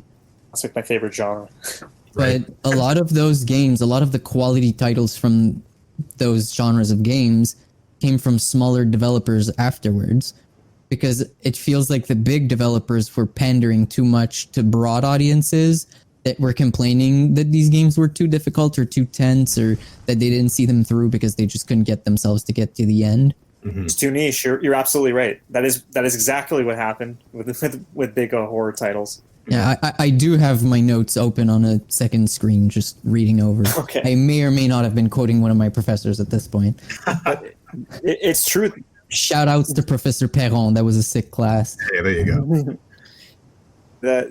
I mean, I'm not going to get too far into this, because this could be another discussion altogether. But survival horror is something that is like it in a lot of ways does remind me of Dark Souls. Is that like you have to push yourself to keep going despite the fear, despite the worry of death, because death usually means a lot in a horror game, and resources are important. They're extremely limited. Yeah, and it makes every decision you're making, kind of like in Dark Souls, it makes it feel meaningful and intense, and that's niche, and that's why, again, Dark Souls succeeded despite that, and that's what's so amazing. But in games like Resident Evil, which is seeing a bit of a return to form lately, so that's nice. I hope Village is as good as everybody makes it out to be. Yeah, it's probably the game I'm the most hyped for in the future right now. Like, it's the game I'm looking forward to the most. And it's like Silent Hill also drifted away from this. And I think it does have to do a lot with like what you said. It's just that they're pandering a little bit more to a larger audience, and that means a bit more action, a bit more accessible in ways that you don't even consider. Like the fact that the camera is no longer fixed. It's like, oh yeah, being able to control the camera lets you see behind you. You're more secure. The more control you have. Yeah, that freedom and that control makes you more powerful, and as a result, it's less scary. I think that the only scary games I've played, like you mentioned, are from very small companies. In the past, like the games that have come out in the last 10 years, I haven't played Alien Isolation for whatever reason, even though that's supposed to be like the pinnacle. Yeah, I heard it's like the genre title. I'm gonna wait to get VR for that first, and then I'll really shit my pants. Yeah, I wouldn't recommend it. I feel like that's going to be like deadly. But Deadly. I have VR. I have Alien Isolation. I don't think I want to do that to myself. And for me, the scariest game I've played in, like, I think at this moment, the most recent scary game I played was called Visage, and I may have mentioned that already. But that game, I could not play that in VR. I've played so many horror games that it's very hard to scare me per se. It's more like intense, like Dark Souls, where I'm scared of dying more than I'm scared of what's there. But Visage, legitimately, there were a couple parts where I was scared. I was like, I'm actually very scared of what's trying to kill me right now. Genuine fear. It's rare, but they know how to bring that out. Yeah. Okay, I guess that's a good closing section. What are you guys most hyped about on the gaming scene, from what you can tell? I mean, I'm a big stupid Nintendo fanboy, and I love Zelda, and I am just dying for anything for Breath of the Wild 2. I'm also trying to keep my expectations like leveled, just because I mean we've seen what hype can do to games and such, and yeah, I'm looking forward to being surprised, hopefully in a good way. They say that they're kind of like making it more akin to Majora's Mask, and Majora's Mask will go down forever as being my favorite Zelda game. So I'm hoping to see a bit of that. As for anything else, Souls wise, I mean, like, yeah, I'm excited for Elden Ring, one way or the other. I hope it goes back to form more Souls like, while still like giving the developers the chance to kind of experiment with certain things. Sekiro was great. I feel like by taking out the online functionality with the community, they kind of shot themselves in the foot, and I would like to see that not be the case with this new game. But that's what I'm looking forward to. They actually added some in a recent patch. Oh, really? Yeah. Oh, geez, look at me, uneducated like a fool I am. That's really recent, and I think it was pretty understated as far as updates go. Okay. Yeah, they added like a boss rush and... Yeah, I heard about the boss rush. I just didn't realize they had like invasions and that kind of thing. Yeah, there's summoning and stuff now. I don't know how to what extent it goes, wow. but it's I there. think it works PvP mostly. I mean, I haven't looked into it because I don't think a game like Sekiro can have PvP that works. no, not when everyone's playing the exact same character.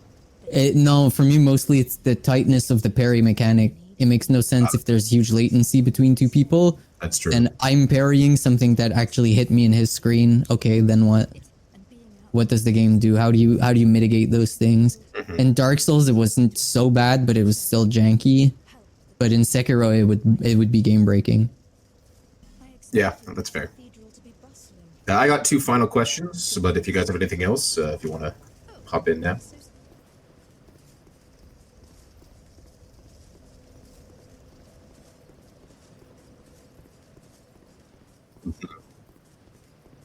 That's fair.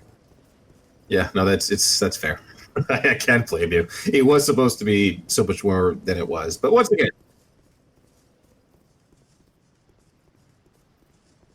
yeah, exactly. But for those listening, if you want to hear more about Cyberpunk, we have a whole podcast on that. So if you just want to click over, probably in the description box below, you can listen to that and listen to us ramble some more. But for my last two questions, and I know it's getting a little late for Louis, so I'll try to keep it swift. What mechanics from previous Souls games would you like to see in Elden Ring? So let's start with that. Yeah. Something akin to that. So you're looking for like freedom of character build choice, that kind of thing.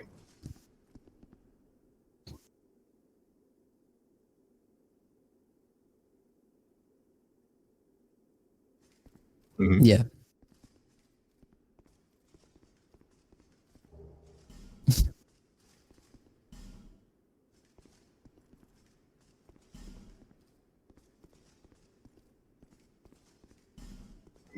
Yeah. I couldn't agree more. I guess. Same here. You heard it here, folks. I guess I'm gonna give a bit of a not so elaborate answer, but I'm gonna start by saying the one thing I'm most hyped up for in video games coming up is Legend of Mana Remake. Legend of Mana is a gem, highly recommended to everybody, and the fact that it comes out on my birthday is just cherry on top. Mm. But if there's one mechanic that I wish to see come back, it would be Bloodborne's trick weapons. To have a weapon that dramatically alters its form and its playability mid-combo is huge. It's so good. It's so good. Being able to shift from what behaves more like a short sword and mid-combo swing out a great sword, and then don't need the great sword anymore. Don't have to interrupt the combo. Just break out of it. Yeah. Because all of the transformation if you were mid-attack, the transformation would be an attack. So being able to dance back and forth between the two in the middle of a combo was huge, and I loved it.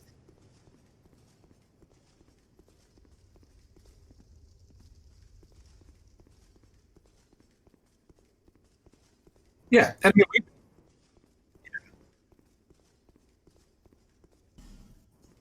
There's not many because they all feel so very different. yeah, You there are don't at need least two many. weapons, you know. And they're versatile. They're very versatile. Yeah, Exactly. hugely. And I think we started to see some of that in Dark Souls 3's DLC specifically. I remember there were a few weapons that, like, when you did your special weapon art, it basically performed in an entirely different way. I could think of Sister Freyd's Scythe, where you like pull out a second one and start doing Yeah. crazy Well, I damage. mean, the whole idea of having weapons that are intended as twins in Dark Souls 3, but in like locked pairs, was definitely something interesting. Yeah. I thought it was interesting. Should it take over power stancing? No, in no way should it. But I don't think it was that bad an idea. The idea that you'd pick up a pair of hammers that were meant to be used together, like you can use them one hand and equip something else in the other hand, but rather than power stance, you just pull the second hammer and it's a different attack set and a different move set. Yeah. Hey, just give me the option. That's all. Yeah. Ultimately, that's what it boils down to. It's choice.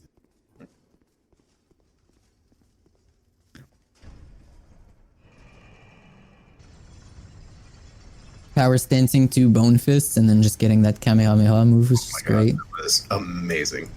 But we're straying. Julian, what mechanic would you like to see brought to Elden Ring, and why? Oh, I honestly, I guess I kind of disagree with everyone else. It just comes down to customization that I want to see. I want to see just more options for my characters.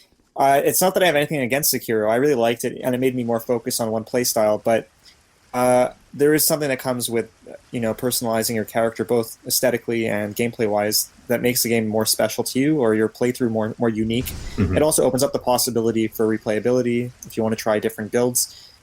It's certainly harder to balance a game for that sort of thing, but I think it's also kind of what made the Dark Souls trilogy and Demon Souls so special. Yeah, it was that idea that, like, okay, you may have been getting your face pushed in a few times. But yeah, frankly, it's your face. I built that face. Yeah, exactly. I built that face. I'm facing in this specific way because of this build, and 100%. Whereas in Sekiro, like if you failed at a boss, it's usually because you didn't figure out the puzzle properly. You didn't figure out their specific way to do it. Whereas, I mean, I'm going to go look at Dark Souls 2 specifically. You can go through the whole game with a poison ladle and actually get a pretty decent way through it without really having to stop and grind. But once again, it depended on different levels of skill and whatnot. So yeah, I think more customization, kind of just a return to form in terms of the individuality of each character. I think that would be really nice. That individuality gave it so much replayability. Exactly.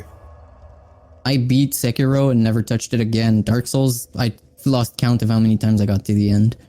Yeah, exactly. Okay, and final question, and this is more of just a kind of fun one that I could pop in basically wherever in the video. Favorite NPC, least favorite NPC, and why? Louis. Oh boy, tough question. Favorite NPC would probably be... Man, that's a toughie. I mean, do you have any idea? Because I'm going to need a second to think there. Solaire. So, I mean, Solaire is last. You must praise the sun. But for my favorite, I'm actually going to give it to Patches.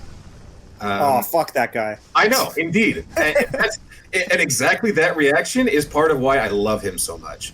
It's because he's such this distinct asshole in multiple games, like survives all the way to Dark Souls 3. And he's in Demon Souls and Bloodborne, by the way. Yeah, oh yeah. He's in every Souls game. You're like, oh no, not this guy again. Fuck you. No, and I think it's really interesting, like especially with the lore of Dark Souls, of people going hollow, when they lose purpose and whatnot, that someone like Patches, of all people, Patches never did. Never went hollow. He kept going. There was never an ending. At least, someone's probably going to call me out in the comments, but there's never an ending I could think of where he ends up going hollow. You can kill him for sure and just, end his story right there. But otherwise, he's such a driven character.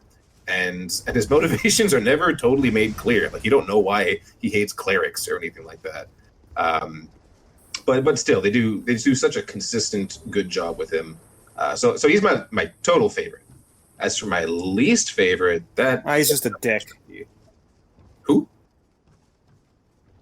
Wait, who? Sorry, who's a dick? Oh, I think your audio cut out. So sorry. What was you said? Patches, he's just a dick. Oh yeah. No, Patches definitely is a dick. But least favorite. I mean, I'm gonna say maybe just I'm gonna mess up his name. Gulliver, from the second one, who makes the ladders. Oh, yeah, the guy who stands near the pit? Yeah, I didn't really see his purpose. Like, you could buy shortcuts from him and stuff, but I just wish that they had actually done something more with his character. And like, once again, this is the Dark Souls thing of like, we're not gonna just tell you things, you gotta get item descriptions and this and that. But I feel like much of his history was never really brought to light. And I would have liked to have seen a little bit more about stuff like that. Most of the other characters, especially Dark Souls 2, they're tied to other NPCs and such, so at least they have that reason as for being there. Like the blacksmith and his daughter and whatnot. But I feel like for him, he was just he was around. And then they gave him a strange cameo in the Profane Capital in Dark Souls 3, where he's just dead on the ground, and that's where you pick up the what is the starfish emote, pretty much. So yeah, just I would have liked to have seen a little bit more about him. Yeah. Oh, yeah, Katarina. Yeah, he's a cool dude.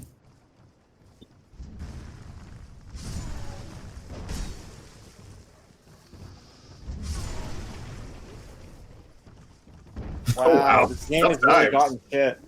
Woo!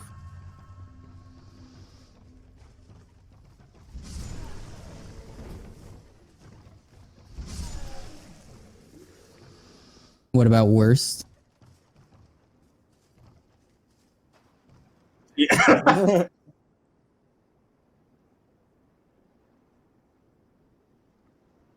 Defend yourself. Yeah. Just,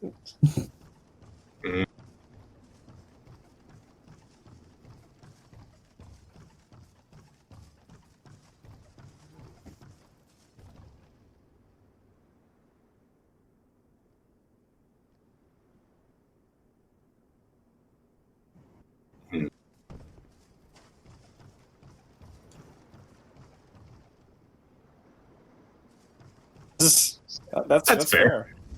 Answering that question for me is going to be so difficult because I could give you favorites based on so many things. Like, if I have to pick specifically from Dark Souls, I guess my favorite wouldn't really be a singular NPC so much as a cast of NPCs, where the Blades of Dark Moon have this theme going for them where it's like they're basically